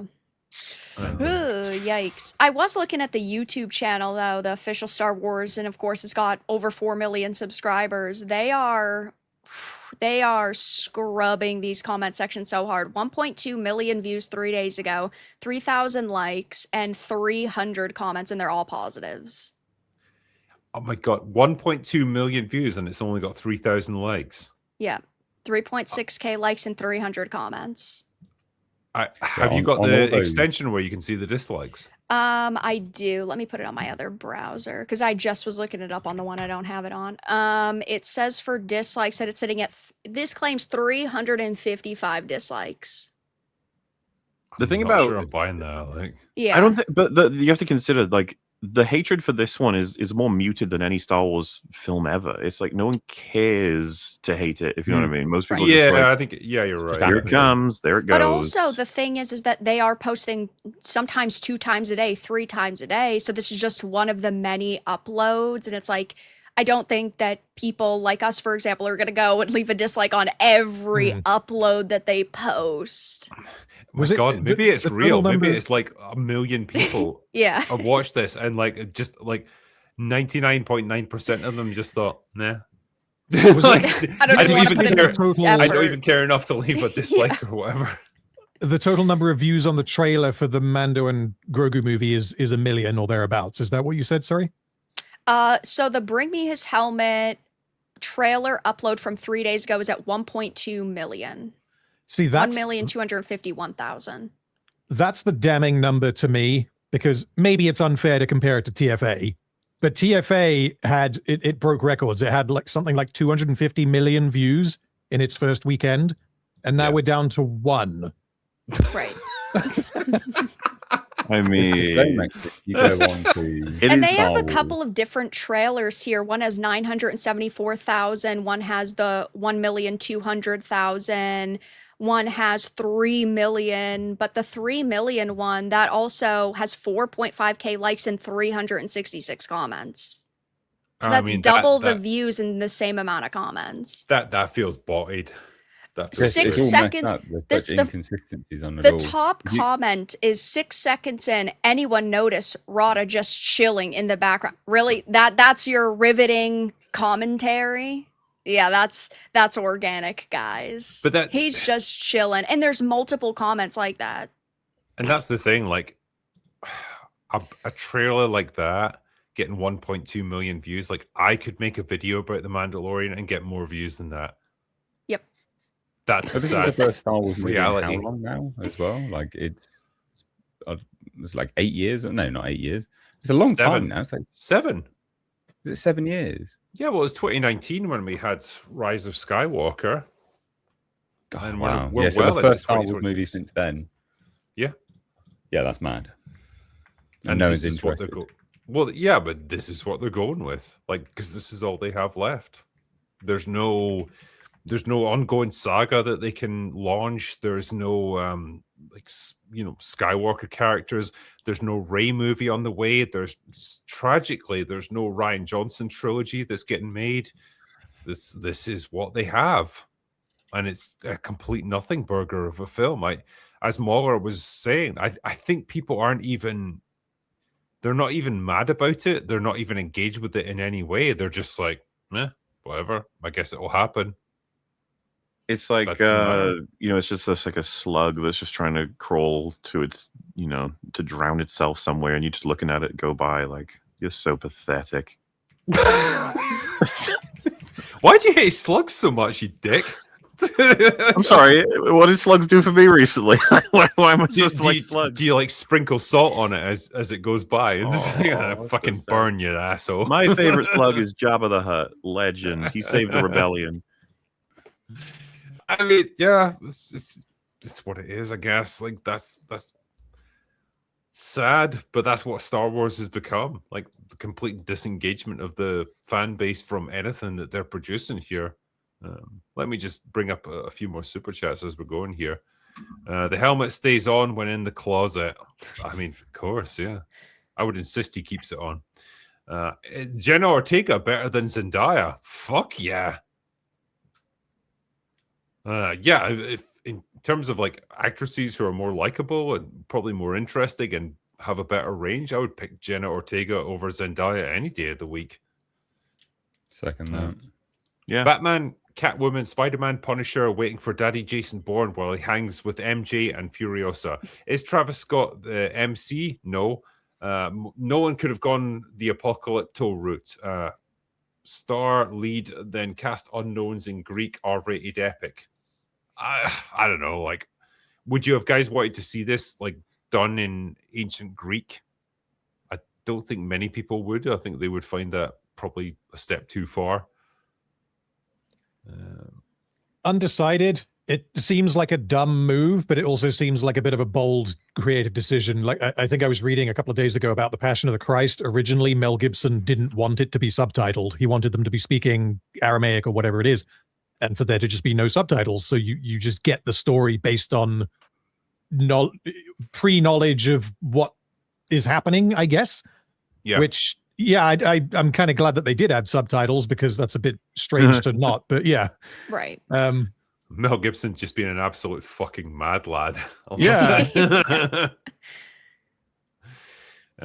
Is this Did you see obsession? Sorry. There was a tweet comparing sort of Nolan and his interest versus Gibson and the way that he made stuff like Passion of the Christ or Apocalypto, and talking about how he would have, him in his prime as a director would have just been better suited because he's that kind of director, wanted to get all those things authentic. And someone quote tweeted with like Robert Eggers went crazy over the fact that he didn't have the right breed of goat in The Witch. It's just like he might be the top tier on that front for a director, just getting details right. Yeah. Well, that's actually a good comparison, right? You look at the Odyssey and think, well, would it be better done in sort of ancient Greek? Well, speaking of Eggers, we're going to be getting Werewolf or Werewolf, however you're going to say it. And that's supposed to be done in ye olde English. The entire movie is going to be in ye olde English. I mean, if you watch the Witch, like that's done in colonial era English, and so it's not impenetrable, but it's tough to you like desync with it every once in a while. You're like, what the fuck did they say? Oh no, I got it. No, I don't get that. Yeah, I meant. Right. But I liked it because it creates it's great for immersion. It felt immersive, right? Yeah, and it almost it doesn't create a barrier, but it creates this sense of like I'm trying to force my way into a world that I'm not welcome in, which is it's kind of interesting actually for the kind of tone that movie goes for. I liked it. I like what he did there. Is this obsession that Hollywood has over Pedro Pascal, can it be labeled as pedrophilia? Feels like it. It's just a push. It's a standard push that you get with an actor every once in a while. They've tried it with many people over the years. Sometimes it works, sometimes it doesn't. We had it with, I don't know, Jai Courtney. We had it with Jonathan Majors. They've failed for various reasons. They're trying it with Pedro Pascal at the moment. That's probably going to fail as well or peter out. That's just what happens. Sometimes, I don't know, they get the right agent or they get the right push and just somehow it comes together. But yeah.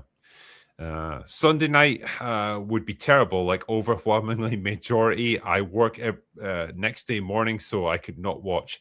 And you always private the stream right after, so I could not watch also after. Bad idea. Well, that's it. We're cooked, MauLer. We're cooked. We stick with Thursday, I think. That seems to be the overwhelming opinion of chat. No, it's fine. It's like I think it's good to check on these things every once in a while and just put it to people like, hey, could we do this on a different time slot or whatever? How do you feel about it? And if they thought, yeah, that's great because I wish I had more time to watch this stuff because I'm working during the day and I can't catch open bar when it starts. Fine, that would make sense. But if not, well, we'll keep it as it is. So that's okay. Thursday, just be done by 8 p.m. Eastern Standard Time. Really looking forward to Nerd Cookies Dune Book Club. Wow. All right. When is 8 p.m. EST from now? That would be like midnight for us, I think. That's around about where we end, isn't it? Oh, yeah. We're usually done by midnight. So, yeah, that's fine. Yeah. Hey, Molly, are you the visitor? When are you playing your game? You mean the... Oh, wait, I don't know if they're talking about the Empires of the Undergrowth or something else, but that's the main one I did.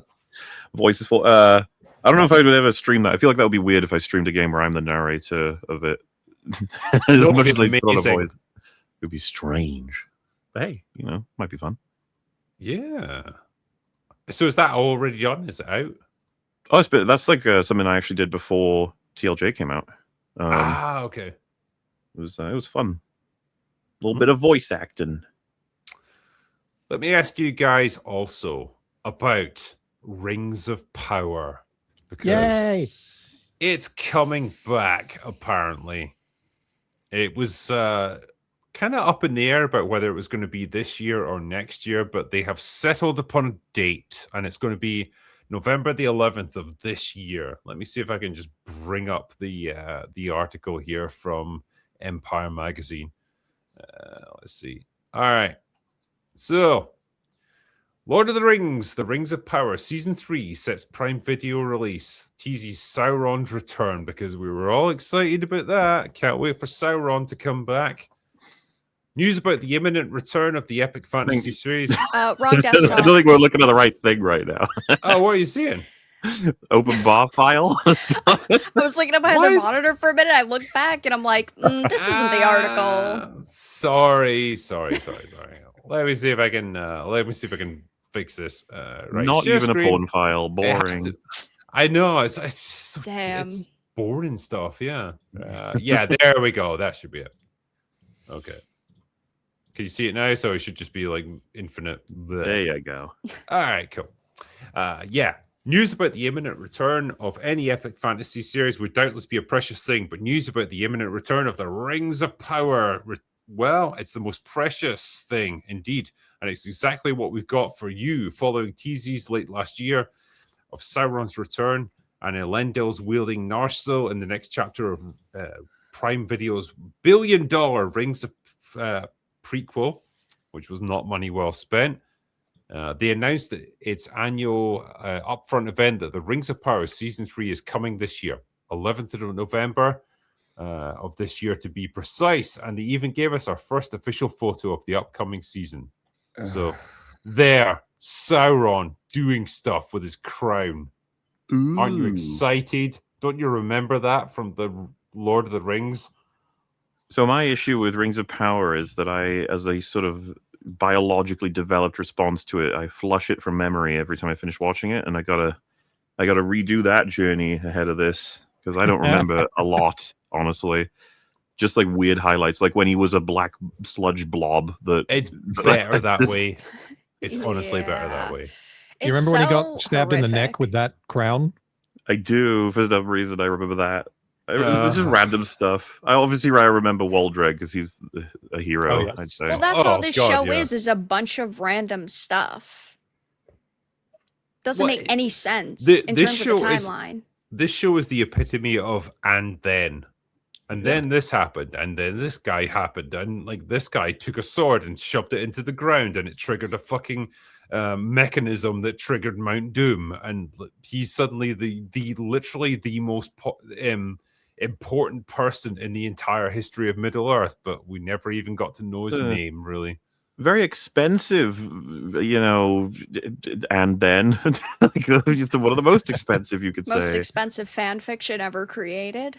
Yeah. My favorite thing about Rings of Power is just how Warner Brothers came in and just swooped in and was like, Amazon, you don't have the rights to anything, and we're going to do loads of spin-offs now, so your universe is going to just go and sort of die in a corner. But the thing is, their gambit was basically, I'm something of a retard myself. And like, what are we getting? The Hunt for Gollum? We got Stephen Colbert's like sequel to Lord of the Rings. Like, I'm not really hopeful for anything they're producing, man. Neither am I. But at least Warner Brothers has the rights to stuff. Amazon didn't even buy the rights to anything. Like, It was just They the got the- appendices, apparently. They got the rights Well, to the- the appendices, yeah. Yeah. So the rights Amazing. that Amazon has are to the Lord of the Rings and the Hobbit, including the appendices. So they have the rights to a story that isn't the one that they're telling. Right. And that's created so many massive problems for them while they're trying to create this. Not that they ever would have actually made something that respected the source material and Tolkien's original creation, but it still would have been maybe slightly better. I know, wishful thinking, but Why can't we just get the Silmarillion, for goodness sake? That's what everyone wants. Just do Well, that. because it'd be too complex, and like they've gone for something that's more accessible and like easier for them to adapt in theory, but they still fucked it up completely. I love the description here as well. Jumping forward several years from the events of Season 2, Season 3 takes place at the height of the War of the Elves and Sauron, as the Dark Lord seeks to craft the one ring that will give him the edge he needs to win the war, bind all peoples to his will, and at last rule all Middle-earth. Literally just the story that we already know. But there's only like 30 elves left. They're all plenty. dead. There's plenty. Just don't worry about it too much. Well, the thing is, they still have to do him being captured by the Númenóreans, brought to Númenor, and then corrupting them, and then having the fall of Númenor, so that they then get exiled into Middle-earth. So they have to do all of that in the space of a couple of seasons. Well, That's a yeah, lot. so there's meant to be, unless they pull the plug earlier, which I don't think they'll do for various reasons, there's meant to be 5 seasons of the show, and it is meant to end essentially where the Lord of the Rings began, so with the Battle of the Last Alliance. And I think it's reasonable to assume that the final season is going to be that battle and the events immediately before and after it. Yes. So the question is, where do you put the Númenor stuff? Is that going to be in this season that's about to come out, or is that going to be season 4? I haven't seen anything that indicates either way. yeah. Yeah. I mean, as far as I understand from the lore, he has to be captured first, brought to Númenor, and there he works. No, he brings about the fall of Númenor, then returns to Mordor, and that's where he crafts the One Ring in Mount Doom. True, but the problem is that none of this is following the existing timelines and the information that we have. And, you know, we've all, I'm sure, talked about it, and I've talked about it too. I'd be okay with them compressing the timeline a bit because it's a few thousand years they've set out to cover, and it wouldn't be easy to do in a 5-season show, but they've done such a poor job and altered the chronology so badly that it doesn't represent the original story. I mean, the 3 elven rings were created first at the end of season 1, and this throws off the rest of the Anatar and Celebrimbor story in season 2.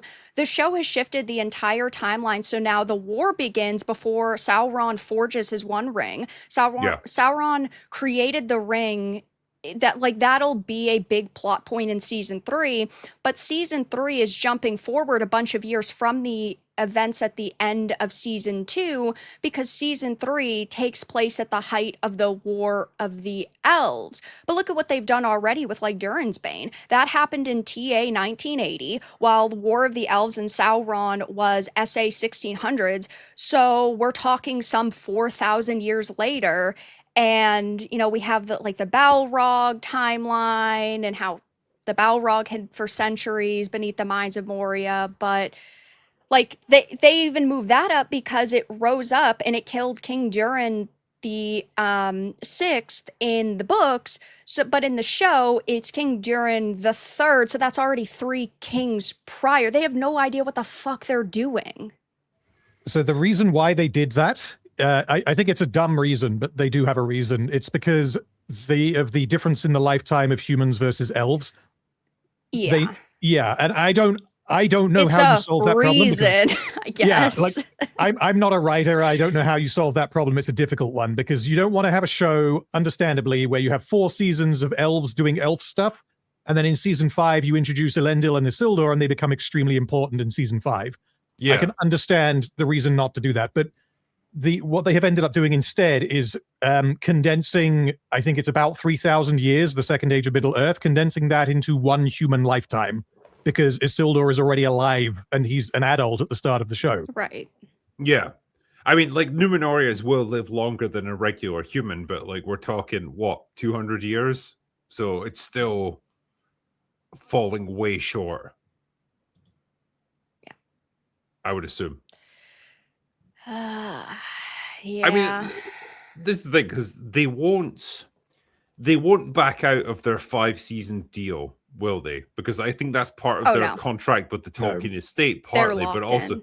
yeah, it's partly that, but it's also partly just prestige, it's partly like reputation. If they were to just kill this show before they'd even finish telling their story, that would be like a huge embarrassment for them. And the interesting thing with Amazon is like they can throw as much money about this as they want because it doesn't matter if it loses money. They make more money in a day as an online retailer than like they would take to fund this show for a year. So it almost is irrelevant. It's just a vanity project.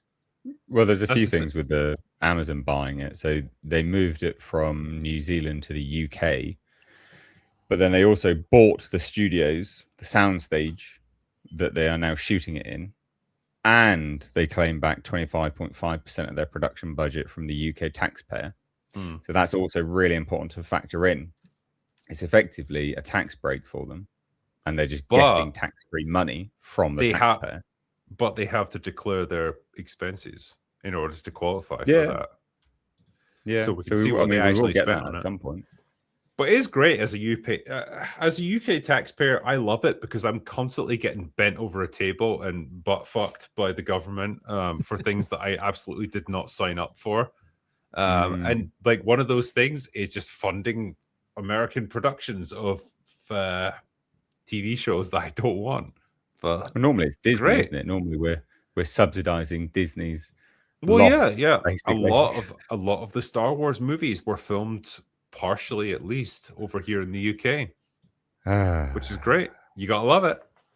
And we're forced to pay for it. That's why I love paying for the BBC and my TV license. It's great, man.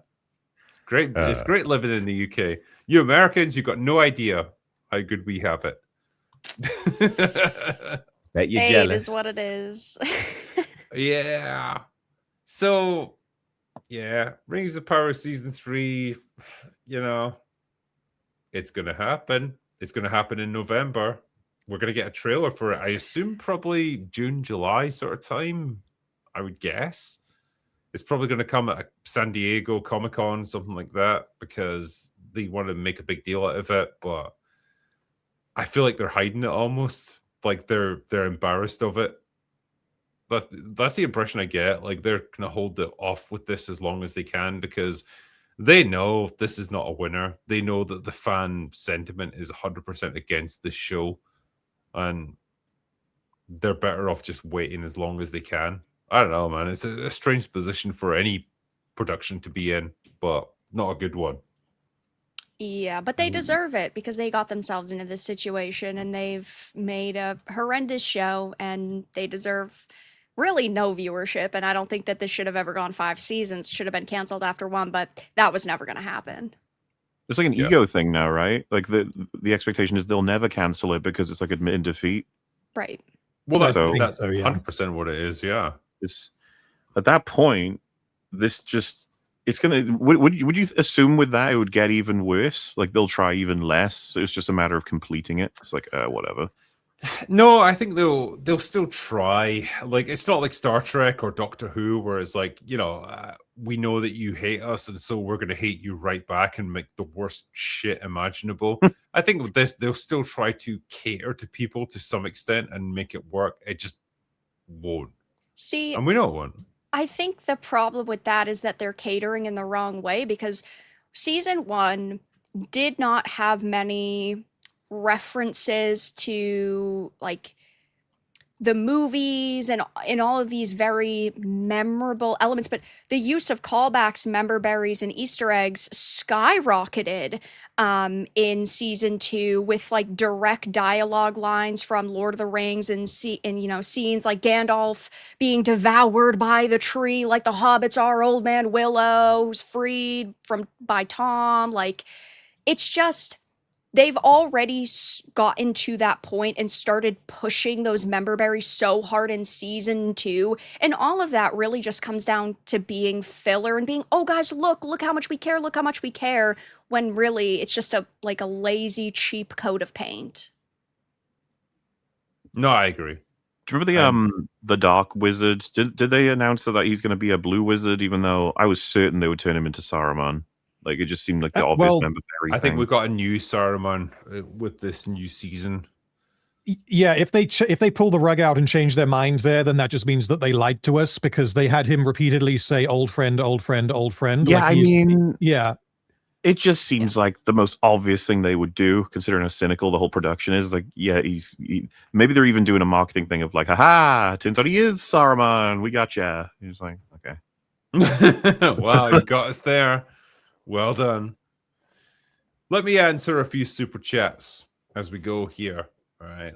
Let's. I'm going to have to go back to the start here on my other list. So, Anabolic Clanger says, I was browsing Netflix the other day and I saw they remade Man on Fire as a series. They race swapped Denzel. He's black now. I threw up in my mouth a little and canceled my subscription. What? I mean, sure. They did that. Yeah. Done for says Callum and Will. I don't know who are these people you're talking Who are about. they? I don't know. Congrats on All in Good Time. Would like to see a follow-up to this. Seemed like a wider world that could be explored. Thanks for your video streams. It has helped me through difficult times. Well, thank you very much. I'm glad you enjoyed. Yeah, man. Always happy to entertain in any way, shape, and form. Yeah. Weird with the Cello says, want a palate cleanser after being buried by terrible media? Check out The Amazing Digital Circus. I mean, I've heard good things. A lot of recommendations, yeah. Yeah, a lot of people talk about it. Let's see. Starbucks Meg. MauLer, if we shut you in a room with Dave Filoni for 5 hours, would we be able to fix Star Wars? No. I don't think I think if he listened to anything I have to say about Star Wars, he'd find me a little bit, like, insane. I find you insane, and I know you. Exactly. It comes back to this quote. I think Sam Witwer talks about how he was trying to tell Filoni he'd screwed up a piece of continuity with how a certain character or a certain event was supposed to play out, and Filoni said back to him, "No, that's not how Star Wars works. Star Wars is a telling of tales from many different writers, directors, and people, and they're all allowed to be different. You're all allowed to embellish. You're allowed to take things in different ways and have different things happen. It's not about contradictions. It's about different storytellers over time recalling certain events." And Whitwer was like, "That's beautiful. That's amazing. That is Star Wars." And I'd be like, "No." You can't be fucking with things like that. It's going to screw up everything, which, is funny because that logic has gotten us where we are. So, yeah. Blue Collar Loser says, taking the kid to see Top Gun 1 and 2 back to back. Tomorrow, Top Gun officially turns 40 years old. I don't care if it's a third film is going to suck. I will go and see it, damn it. So, yeah, apparently Top Gun 3 is in production. They are going to do it. I'm not sure if I want them to do it, but it's going to happen apparently. So, sure. Top Gun Maverick was one of those crazy movies that succeeded where it absolutely should have flopped. They pulled, I don't know, they pulled the iron out of the fire with that. I don't know it should have flopped, but I just don't think anyone expected it to make that much money. Yeah. I think we'd gotten used to like cash grab sequels and like resurrecting old franchises, and they were all just a bit shit and cringe. And this one just stood out as like, nope, we're gonna like pay tribute to the actual original characters here. We're not going to turn them into like old embittered losers, and it's going to be like just an action-packed throwback to a different era of filmmaking, and it worked. Somehow it worked. I just don't know if I trust them to make it work a second time. It's always a risk. Yeah, and it's like you risk tarnishing the legacy of Maverick now, which is a shame. Nate the Scot says, hey, love you all. Nolan is absolutely cooked. No orchestra back then, but apparently they had synthesizers. Okay, lol. The Odyssey will get all the awards and it's still going to suck. You're probably right, yeah. Can't argue with you. Georgian Pendragon. After seeing the trailer for the Odyssey, I felt immediately compelled to rewatch Jason and the Argonauts. It was even in color. Jason and the Argonauts is a great fucking movie. That's Ray Harryhausen at his absolute peak. Talos as a monster that they have to fight is incredible. The skeleton fight at the end, absolutely superb. Yeah, watch Jason and the Argonauts. I'm going to make a video about that one day, man. It's a great movie. Do it. Yeah. Let's see. Yeah. Tiwa Tim says, what are your thoughts on the new Star Fox? Is this from Super Mario Galaxy? Or are they talking about the They're doing a new game. Yeah, I don't know if they mean that or the. I mean, either way, you know.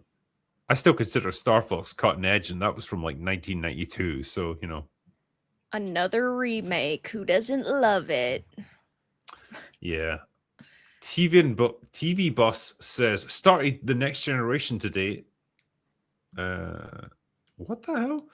Professor X told the security Karen to shut up, and Jane's dad from Breaking Bad started cross-dressing and judging people. Pretty crazy, but I liked it. And that's the cross-pollination of actors. What can I say? Like they appear in different things. Godzilla's Greaser says 1984 had Return of Godzilla, the start of the Heisei era. While this era has fewer of my favorites than the Showa era, it's still not to be missed. I mean, I'm not a Godzilla aficionado, so I'll take your word for that. Kale, what's this? How do I pronounce this? Kale Stakar says, birthday tomorrow, turning 42. This open bar episode is when I was born, 1984. I don't drink alcohol. Boo. Would have a drink on me, but thanks for all of it and have a good day. Well, thank you. I will have a drink on your behalf. Mike Poe says, what's wrong with India? They're in Slytherin. Yeah, sure. Master of Puppets says, after your coverage of the Odyssey last week, I rewatched Troy. Man, the actress playing Helen was stunning, and the fight scenes are better than most modern slop, especially Hector and Achilles duo.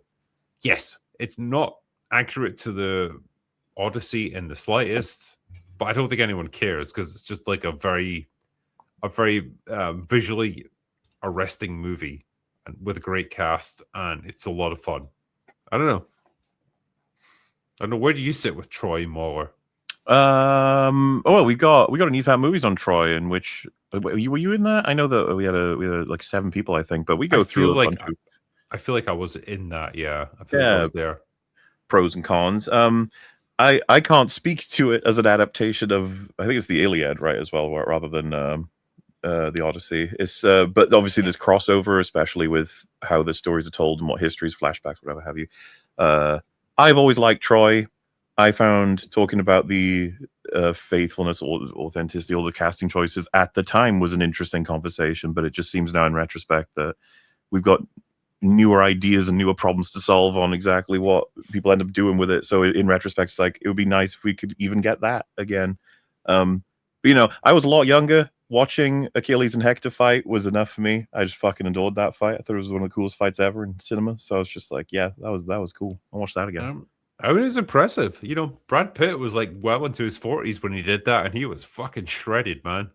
And he just, did a I really good liked job Hector. He was a cool dude, and Paris fucks everything up. Thanks, Legolas, dick. Yeah, asshole. Leviticus Rot says, first time catching one of these live. Looking forward to many more. 100%. Thank you, man. And look forward to seeing you in the next one. Rage Crusader says, ODEI, I see. Yeah, I see what you did there. Adeptus Leonis says, with all the controversy surrounding No One's Odyssey casting, who from the regulars of Open Bar would play which characters and why? Ooh. Yeah, okay. Who could we cast? I would cast Gary as Odysseus, I think. He's got the beard to make that happen. MauLer, what would you play? I cast you as Helen of Troy. Oh, well, I mean, it just fits so naturally, you know? Mask on or off, you know? It's a tough decision. Yeah, who would play Paris? Platoon. I feel like Platoon could play Paris. I think he would Right hate there. you for that. Yeah. I I hate can already him back, imagine it's fine. his witty remark on that. We need an Achilles. Az? I think Az would probably he's the epitome of masculine perfection, so I think Az would play Achilles. Hell So, yeah. that sounds all right to me. Nate the Scot says, wait, who the fuck is this Nate? This is Highlander rules. There can be only one. Also, I'm here watching Cuddling My Dog, telling him to show dog. The Odyssey will be the next Ghostbusters 2016, but for Oscars. Could be. It could be. I don't think it's going to be quite as bad as that, but I don't Tyler think so. Scott, I've heard Paige is playing Elpenor, one of his soldiers who he first meets in the underworld or something. I hope it's true. I've not heard that. I've heard Achilles and nothing else really. So, yeah, I wouldn't hold out too much hope. Fuba Shakan says, what did you think of Monarch Legacy of Cheating? So, Monarch Legacy of Monsters, I didn't watch it. Don't care. Just bleh. Is that a meme, like Legacy of Cheating? Is that something to do with? Because wait, that's the show, and they're in season 2 now. Yeah. I didn't watch any of it, so Yeah. I think Is it- season 1, I think some of the characters, it's like some weird like love triangle going on. So maybe it's related to that. I've not watched season 2 fully yet, so I don't know if that's come up again in that one. I don't know. This one is kind of cool. Hail Drinker, MauLer, and Panel. Just a quick congrats on passing 1 billion views on your main channel. Onwards and upwards. I didn't even know good that. lord. Actually. You're a That's billionaire of views now. Wow, 1 billion views. Why did people watch me 1 billion times? You absolute morons. Billion with a B. Yeah, I keep telling you to go away and you just won't. But that is wild, man. Yeah. John Gets Gaming says, well, the great thing about new games being crap is the backlog. Beat Ace Attorney, Legend of Dragons, Resident Evil Code Veronica, and the remake last year for the first time. Modern audiences can have their mixtape. Yeah, have you heard about mixtape? Mixtape was horrendous. I streamed it. It was not. It was the cringiest game I think I've ever played. Yeah. I've seen like clips or whatever. I haven't gotten anywhere near it. It looked like just a newer and shittier version even of like Life is Strange, which I didn't care about either. It is similar. Yeah, it is cringier though. That's for sure. At least Life is Strange 1 had a half interesting story. This is just, hey, we hate our lives and we're going to all hate each other even though we're supposed to be best friends. And it's not filled with, woke content. There's not an abundance of LGBTQ characters or political narrative. It's just very cringeworthy. The characters are not interesting at all whatsoever, and they just constantly complain about everything. You don't want to hear that in a, multiple, or you don't want to hear that over multiple hours. Nah, that makes sense. Stupid Monkey, I am so tired. Hate drives me, spite fuels me. I have known nothing else. I find myself in a time of endless turmoil, a world I should thrive in, but I do not. I hate it. Do I hate myself? Wanting to cry, but never able. Damn, this guy's going deep, man. Well. I hope you find your solution to that because it sounds like you're in a dark place, and don't do that. Line Beckon says, MauLer, would you also have barbecue sauce with seafood? Because having it in a kebab is just wrong. Sweet Baby Ray's is my favorite, but not with everything. What the fuck is this?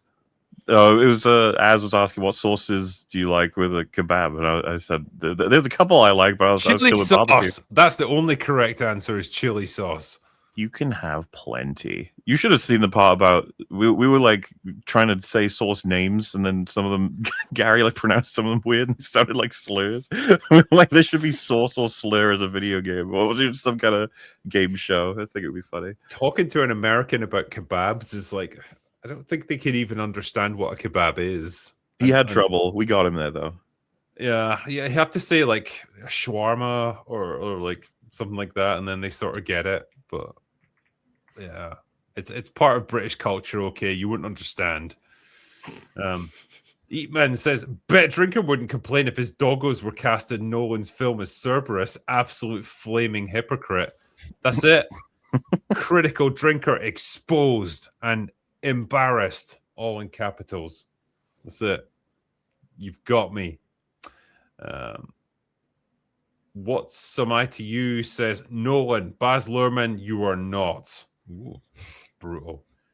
Damn. Lazarus says Odyssey equals Bambi's mom. Just what, like done. No. Fully Coolsby says check out the anime Macross Plus. It's like Top Gun with giant robots. I recommend the 4-episode OVA before the movie. The English dub is great. Bryan Cranston voices the main character. Check them out. Beastgum McKay says, you like Odyssey? How do you like them Odysseys? Matt Damon in Goodwill Odyssey. I want to see that movie. Make it happen. Johnny Axandel says, anyone else think the Elliot Page looks like Elon Musk? Can't unsee it now. What, like an Elon Musk that's been put on a starvation Elon diet? Musk as Achilles. Yeah. Sue Flanker says, no one is going the way of Ridley Scott. Both have gone batshit crazy. I mean, you said it, MauLer. I don't think he's quite there yet. He's not old enough. Well, yeah. Rob says, Drinker and MauLer, when are you two finally going to gay off like Pedro and Colbert just did? And that is why no one will remember your name.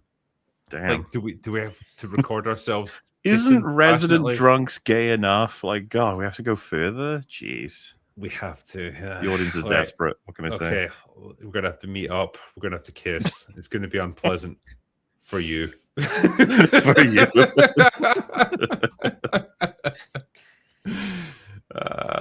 Like Jeremy Soden says, Daniel Mendelssohn's Odyssey translation costs about the same as a cinema ticket. That gets my vote. Fuck yeah. Tawa-san says the horse was a symbol of Poseidon, the god of earthquakes. The walls likely fell due to that, and that's what the archaeologist from that era says. Okay, I'll go with that. Lego Liam says, afternoon open bar. Glad I finally caught a stream early. I'm homesick. I'm currently working on the second draft of my fantasy book. I think I read that one earlier, actually. Christian Gantz says, Homer used a register of Greek that was deliberately archaic and artificial even at that time. Huh. I did not know that, actually. Yeah, I thought it was contemporary.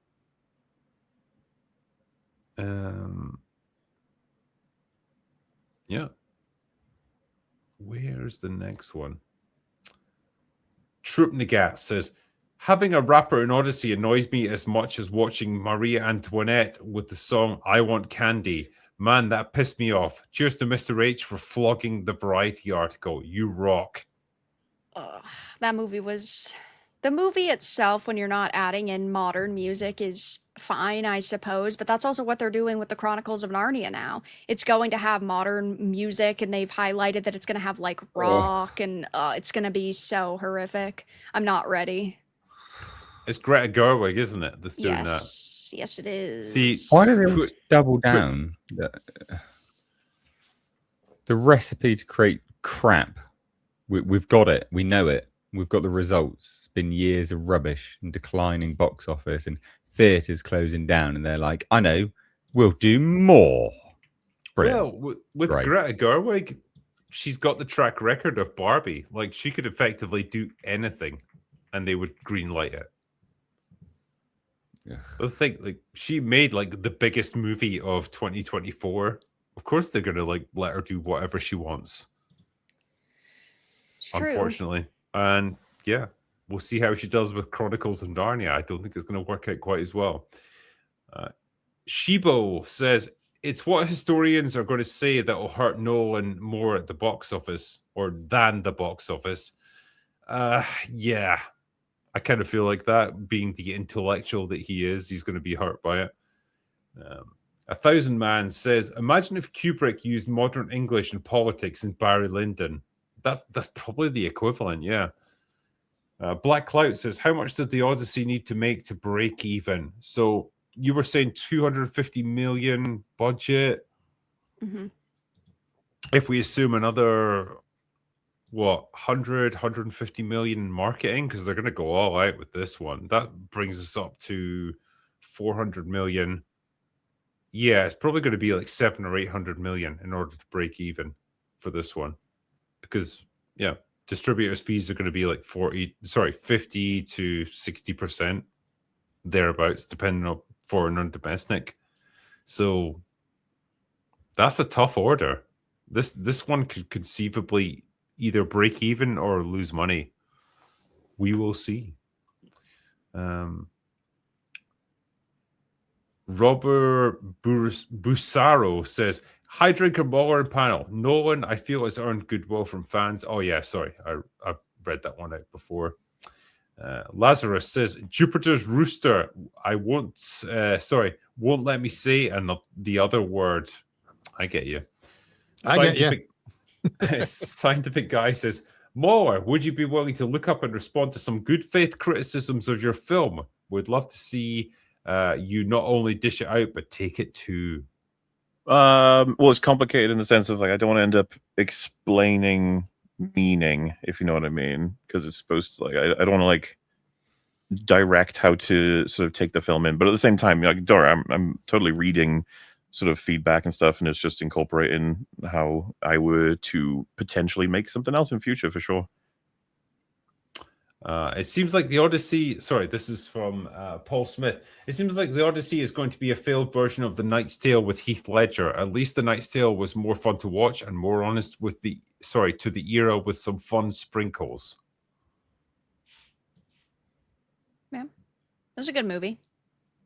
I mean, it's definitely not going to be as fun as that, because Right. Nolan's a director who does a lot of things, but fun is not really one of them. Yeah, no, it's not. Plus, Knight's Tale, it wasn't supposed to be a authentic or accurate period piece, that's for sure. Whereas this, they were initially trying to say that it was going to be. And as we've seen as time has gone on, it's gotten further and further away from that. It's like calling Assassin's Creed Shadows historically accurate. There's no fucking way you can see that and go, yeah, that's accurate. Yeah. Mexi Rage says, next week my 4K of Speed Racer arrives and I can't wait. I just ordered a Knight's Tale 4K Steelbox. Just saw it while checking my orders. Hail y'all. That is pretty cool. Knight's Tale. We watched that together for part of the war arc on EFAP movies. Yeah, we did. It was a lot of fun, yeah. Any sequels that you refuse to watch because you know they ruin the series? Term DF, Bond, No Time to Die for me. And sequels you watched that ruined the series story. Well, Highlander 2, The Quickening, pretty much destroyed it all for me. So, yeah, that would probably be my one. I don't know. There's none that I've refused to watch. I don't know if you guys have anything. Yeah, refuse to watch. So I'm trying to think, because I know that there's some where I've been told, like, to avoid it, sort of thing. I mean, I've seen it, but if anyone was to ask me, I would say do not watch Joker 2. Oh, yeah. If you like the first movie, leave it there. Yeah. Clarifying my super chat from last week, I don't think the Resident Evil film should be knocked so hard for having its own story and characters. It's been done before in Resident Evil games, so why not let Kreger do his thing? Well, I guess if I was to sum it up, with a Resident Evil movie, we have had so many false starts with this stuff. We've had the Paul W.S. Anderson movies. We've had the Netflix show. We've had Welcome to Raccoon City, and they've all been pretty shit for various reasons. We're just dying for a good, faithful adaptation of the games. And so when you say, no, we're not going to do any of that, we're just going to tell our own unique story, the reaction is going to be okay, fine, but like that's not what we want. So we're not going to be super enthusiastic about this. You're going to have to win us over. With this, you Yeah. can walk and chew gum. Why can't we just have both? We can concede, like, yeah, he could make his own story and it could be good, and we could celebrate that fact when it comes out. But simultaneously, I still think he's an ass to take the name of Resident Evil and then completely ignore like adapting any story from Resident Evil. No other franchise is so willingly spat on like this by a sect of its own fans are advocating you should never adapt the plots of Resident Evil because they're too stupid and silly. It's like, okay, then use a different fucking name. Why are we pretending then that you could just like barge in? Especially when plenty of the stories can easily be worked. If you want to reduce the crazier aspects, I suppose you can. But at the same time, maybe that's what Resident Evil fans want.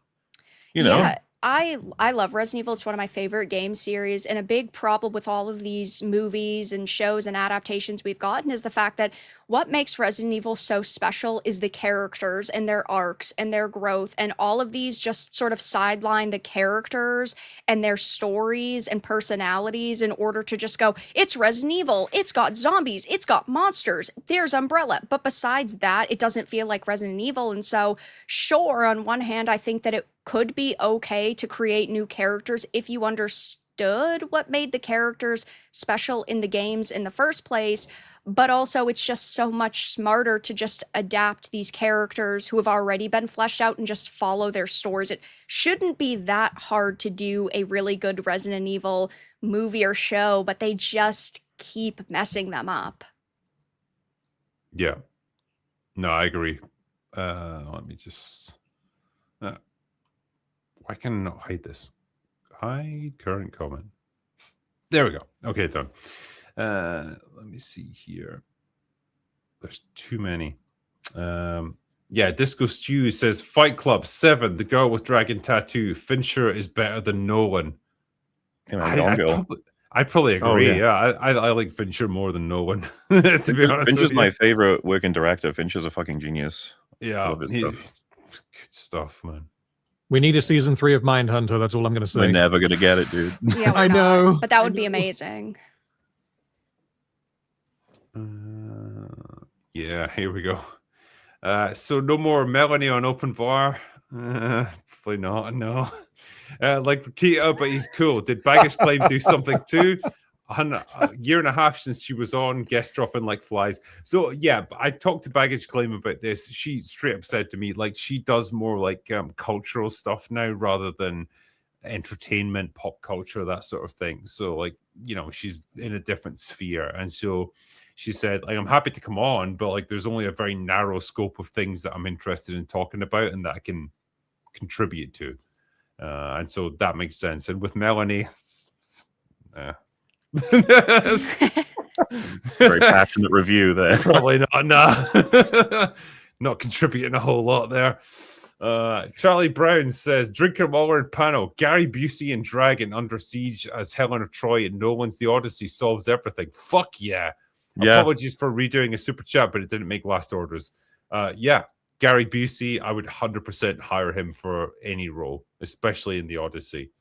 You know that the fucking apparently the last orders you didn't edit out when you disconnected, and I assumed you would, so I just sat there in silence.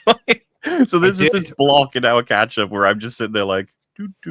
No, I edited it out, but there was a little section where you talked about like I can't remember what it was. It was like you discovering like Wolf and like the Backlash to the Last Jedi and stuff. So I kept that in because you were just kind of filling the gap.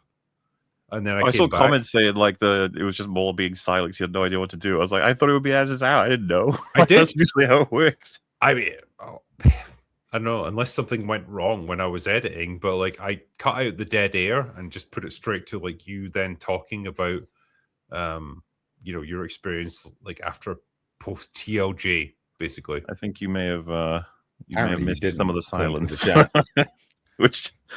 From now on, whenever you'd leave, I'll just continue rambling on about something. Don't you worry, chat. Just immediately start babbling nonsense. It'll be fine. Yeah, get Sargon for the Odyssey open bar. He'd be great. Yeah, I've got Metatron already booked, and yeah, I want Sargon as well. So basically, anyone who's super into like historical fiction, all that sort of thing. we want them on for Odyssey because we'll need it. We want to come with the receipts on this one. Yeah. Come on, Drinker. God damn it. I'm sick of Elliot's face. I mean, what do you want me to say? Like, he's in the movie. Elliot. Never have I had my enthusiasm for a film dissipate quicker than this version of the Odyssey. Absolutely historic fall off from Nolan. Give it another decade, maybe 2, we might get another Odyssey. Maybe it'll be even worse. Maybe we'll look back on this and be like, you know what? Wasn't so bad. I wonder if Shad would still send the scurvy-afflicted dinghy man for his new Helen of Troy. Would Shad do that? I don't know. Sure. I was informed that Jarbo would be on the panel today. I wouldn't hold your breath for that.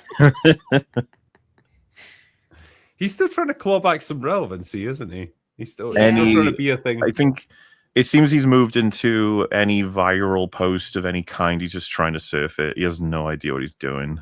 He's falling flat on his face. Oh God, you've got to respect it in a way. It's like, okay, you've been irrelevant for almost a decade, but you're still trying to make your way back. God loves a trier, if nothing else. Short film was a 5 out of 10. I enjoyed it, and I like the use of time and the glass of water. A solid first project, and I look forward to seeing more. Nito burrito. Thank Yeah. The focus pulling work that they did on that glass of water, like I know it's such a simple moment in filmmaking, but when you see it done with just such precision, it's really nice to watch. I like that. Yeah, I was really happy with how that turned out. It's good stuff. How many drinks to make Elliot look like Ellen again? Well, more than I've got in this. So put it that way. Still Ellen to me. Speaking of a Trojan horse, he did it. He lived long enough, and now we get to see him become the villain. Is that what's going to happen to Nolan? Is he going to become the Rian Johnson of the modern era? Well, tell us. I mean, you know, to me, he's always just a director that he has hits and misses. I think is there not a better representation of that than The Dark Knight and The Dark Knight Rises? They're really different, you know? And I mean, I obviously I have worse opinions of Interstellar than a lot of other people do, but Dunkirk doesn't tend to score very high with a lot of people. But then, you know, he has a lot of movies that are just, I think Prestige is a masterpiece. Batman Begins is fucking awesome. Obviously, Oppenheimer is really good shit. So it's like, are we due for a miss from him? And all signs point to yes. And honestly, for me, this is why I was asking this earlier, he could fail miserably on this, and I would be like, well, I'll see you next time. Hopefully it's one of your hits instead of one of your misses, I suppose. I think you need, like, you know, like Edgar Wright, we said, once he had fucked up Running Man, it was like, all right, I'm done. I can't take any more fuck-ups from you. But Nolan, I feel like he's got a few more. Like, he could fuck up. If he fucked up 3 times in a row, I think then I would be like, he's done. He's not making anything anymore. It's like when we were playing Resident Evil, like, and streaming it together. It's like you can bank drinks, and so he's banked a few fuck-ups, and he can cash them in. So maybe this is one that he's going to cash in right now. Drinker dressed for FNT interview for new panelist. It's like, what the fuck? I don't have to impress the FNT guys, okay? If I told them I need to be there, they would bring me in. Oh yeah, I've caught up with like the ones that we were doing earlier. So give me 1 second while I just bring this forward.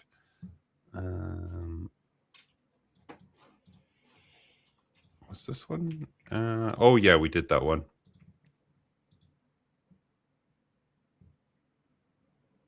Sorry about this. The way that the super chats kind of stack up when you're doing StreamYard versus like your YouTube studio, they kind of overlap with each other, and so you end up having to like play a little bit of catch up there. Let's see. Okay. Yeah, I've heard that Paige is playing Elpenor, one of his soldiers, who he first meets in the underworld or something. Hope it's true. So yeah, as far as I understand, we're going to see Achilles in the underworld. I think we talked about this before. Like, there might be flashbacks to when Achilles was still alive, but like I think we're going to see like the broken down ghost version of Achilles, which might make more sense in this context, but it's still a shit bit of casting.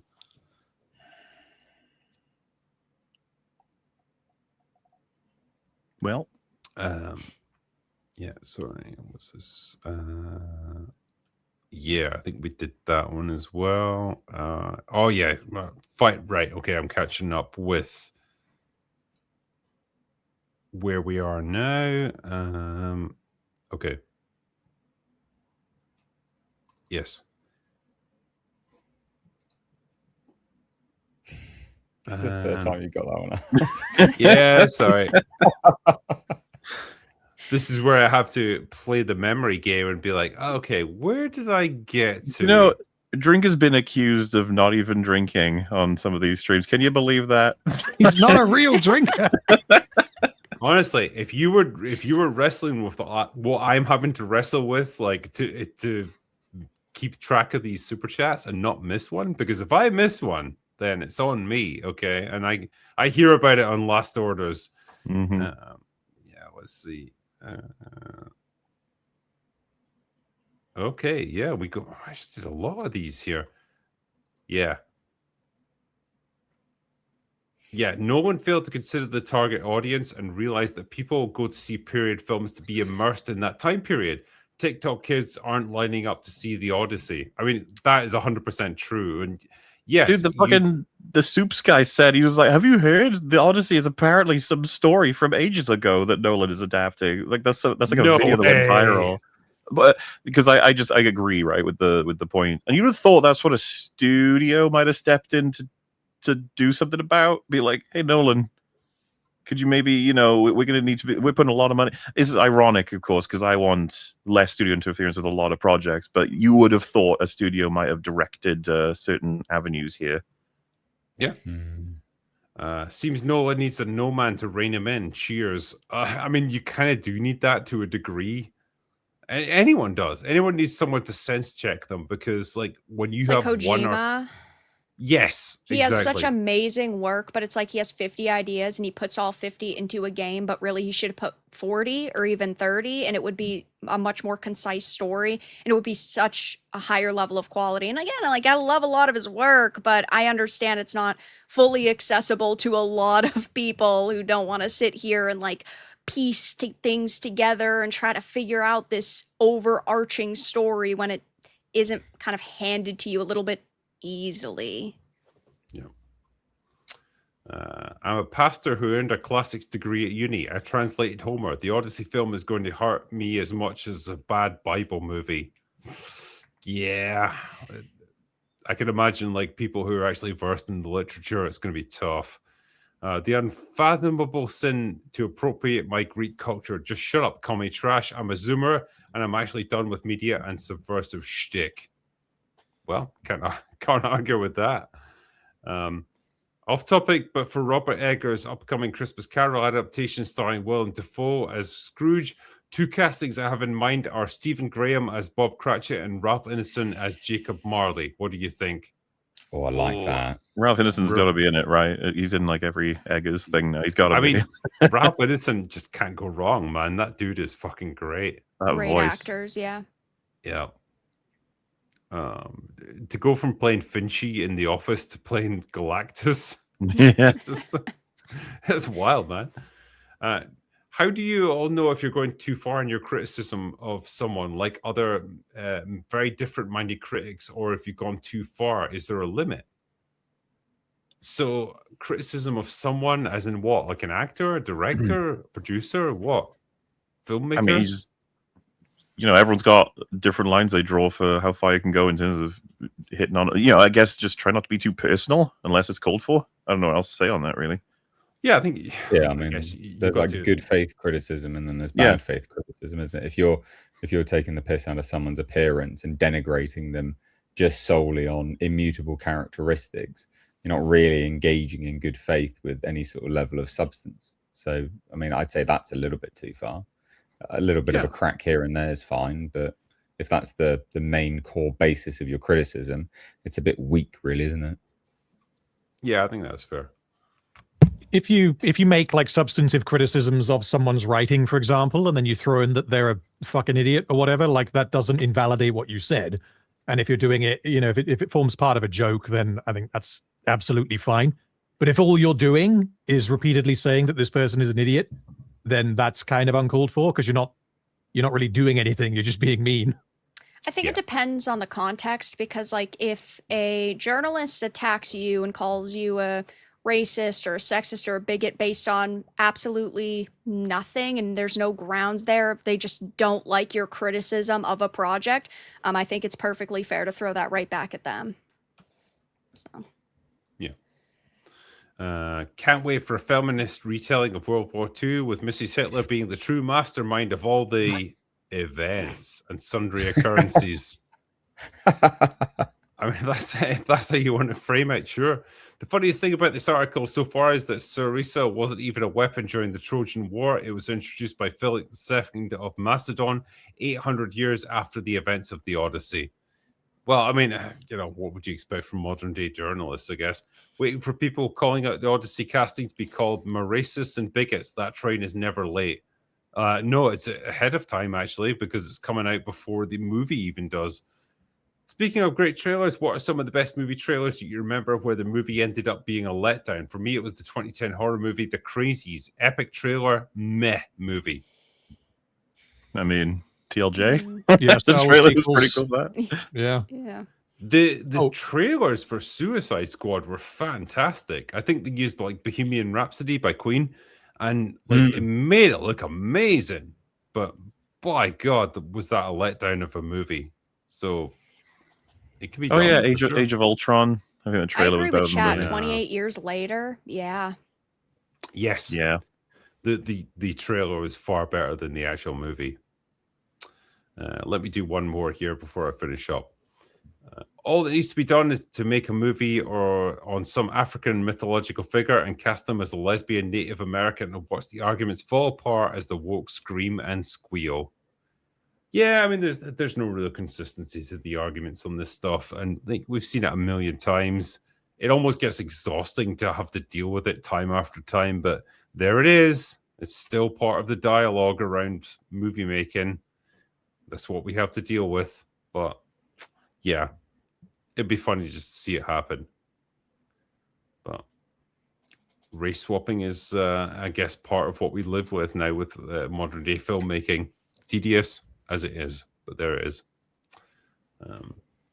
My panel, you guys have been awesome today. I've appreciated you taking the time to join us for this one. It's been awesome. Great to have you on board for this.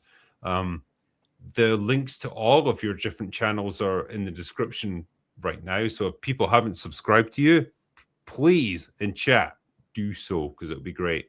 And one of the things that we've definitely learned tonight is that you guys like having open bar on a Thursday night. So we will keep it as it is. You have our answer. Yes, indeed. Have you guys got anything coming up that you want to make people aware of that we don't know about? This is your chance to let us know. Yeah, I'm going to be live streaming the ending of Directive 8020 tonight at 8 p.m. Eastern. It's Excellent. exciting. Nice. Random, Nate, you guys got anything coming up you want to tell us about? Well, hopefully, be talking to you about the crossover of media and the state of the media landscape, but on a different channel. So. Yes, indeed. Yeah, we're going to do that next week. We'll record that and looking forward to it. We'll have a chat about various things. All right. Well, sorry. I'll do it very quickly. I've got a video coming out tomorrow breaking down Has Been Hotel, of all things. It's one of the worst things I have ever seen. Oh, wow. Yeah, for reasons that I'll get into in the video. But yeah, that's going to be a fun one. Nice. Looking forward to that. Well, in the meantime, appreciate all you guys. Thank you for everyone who's joined us tonight and everyone who's super chatted. The ones that we didn't get through to tonight, MauLer and I will, of course, do them on last orders. And thank you to my excellent team of mods as well, who do their usual superb job, as you guys always do. But for now, that's all we've got for today. So go away now. And I'm going to roll an outro as well for this one. Ooh.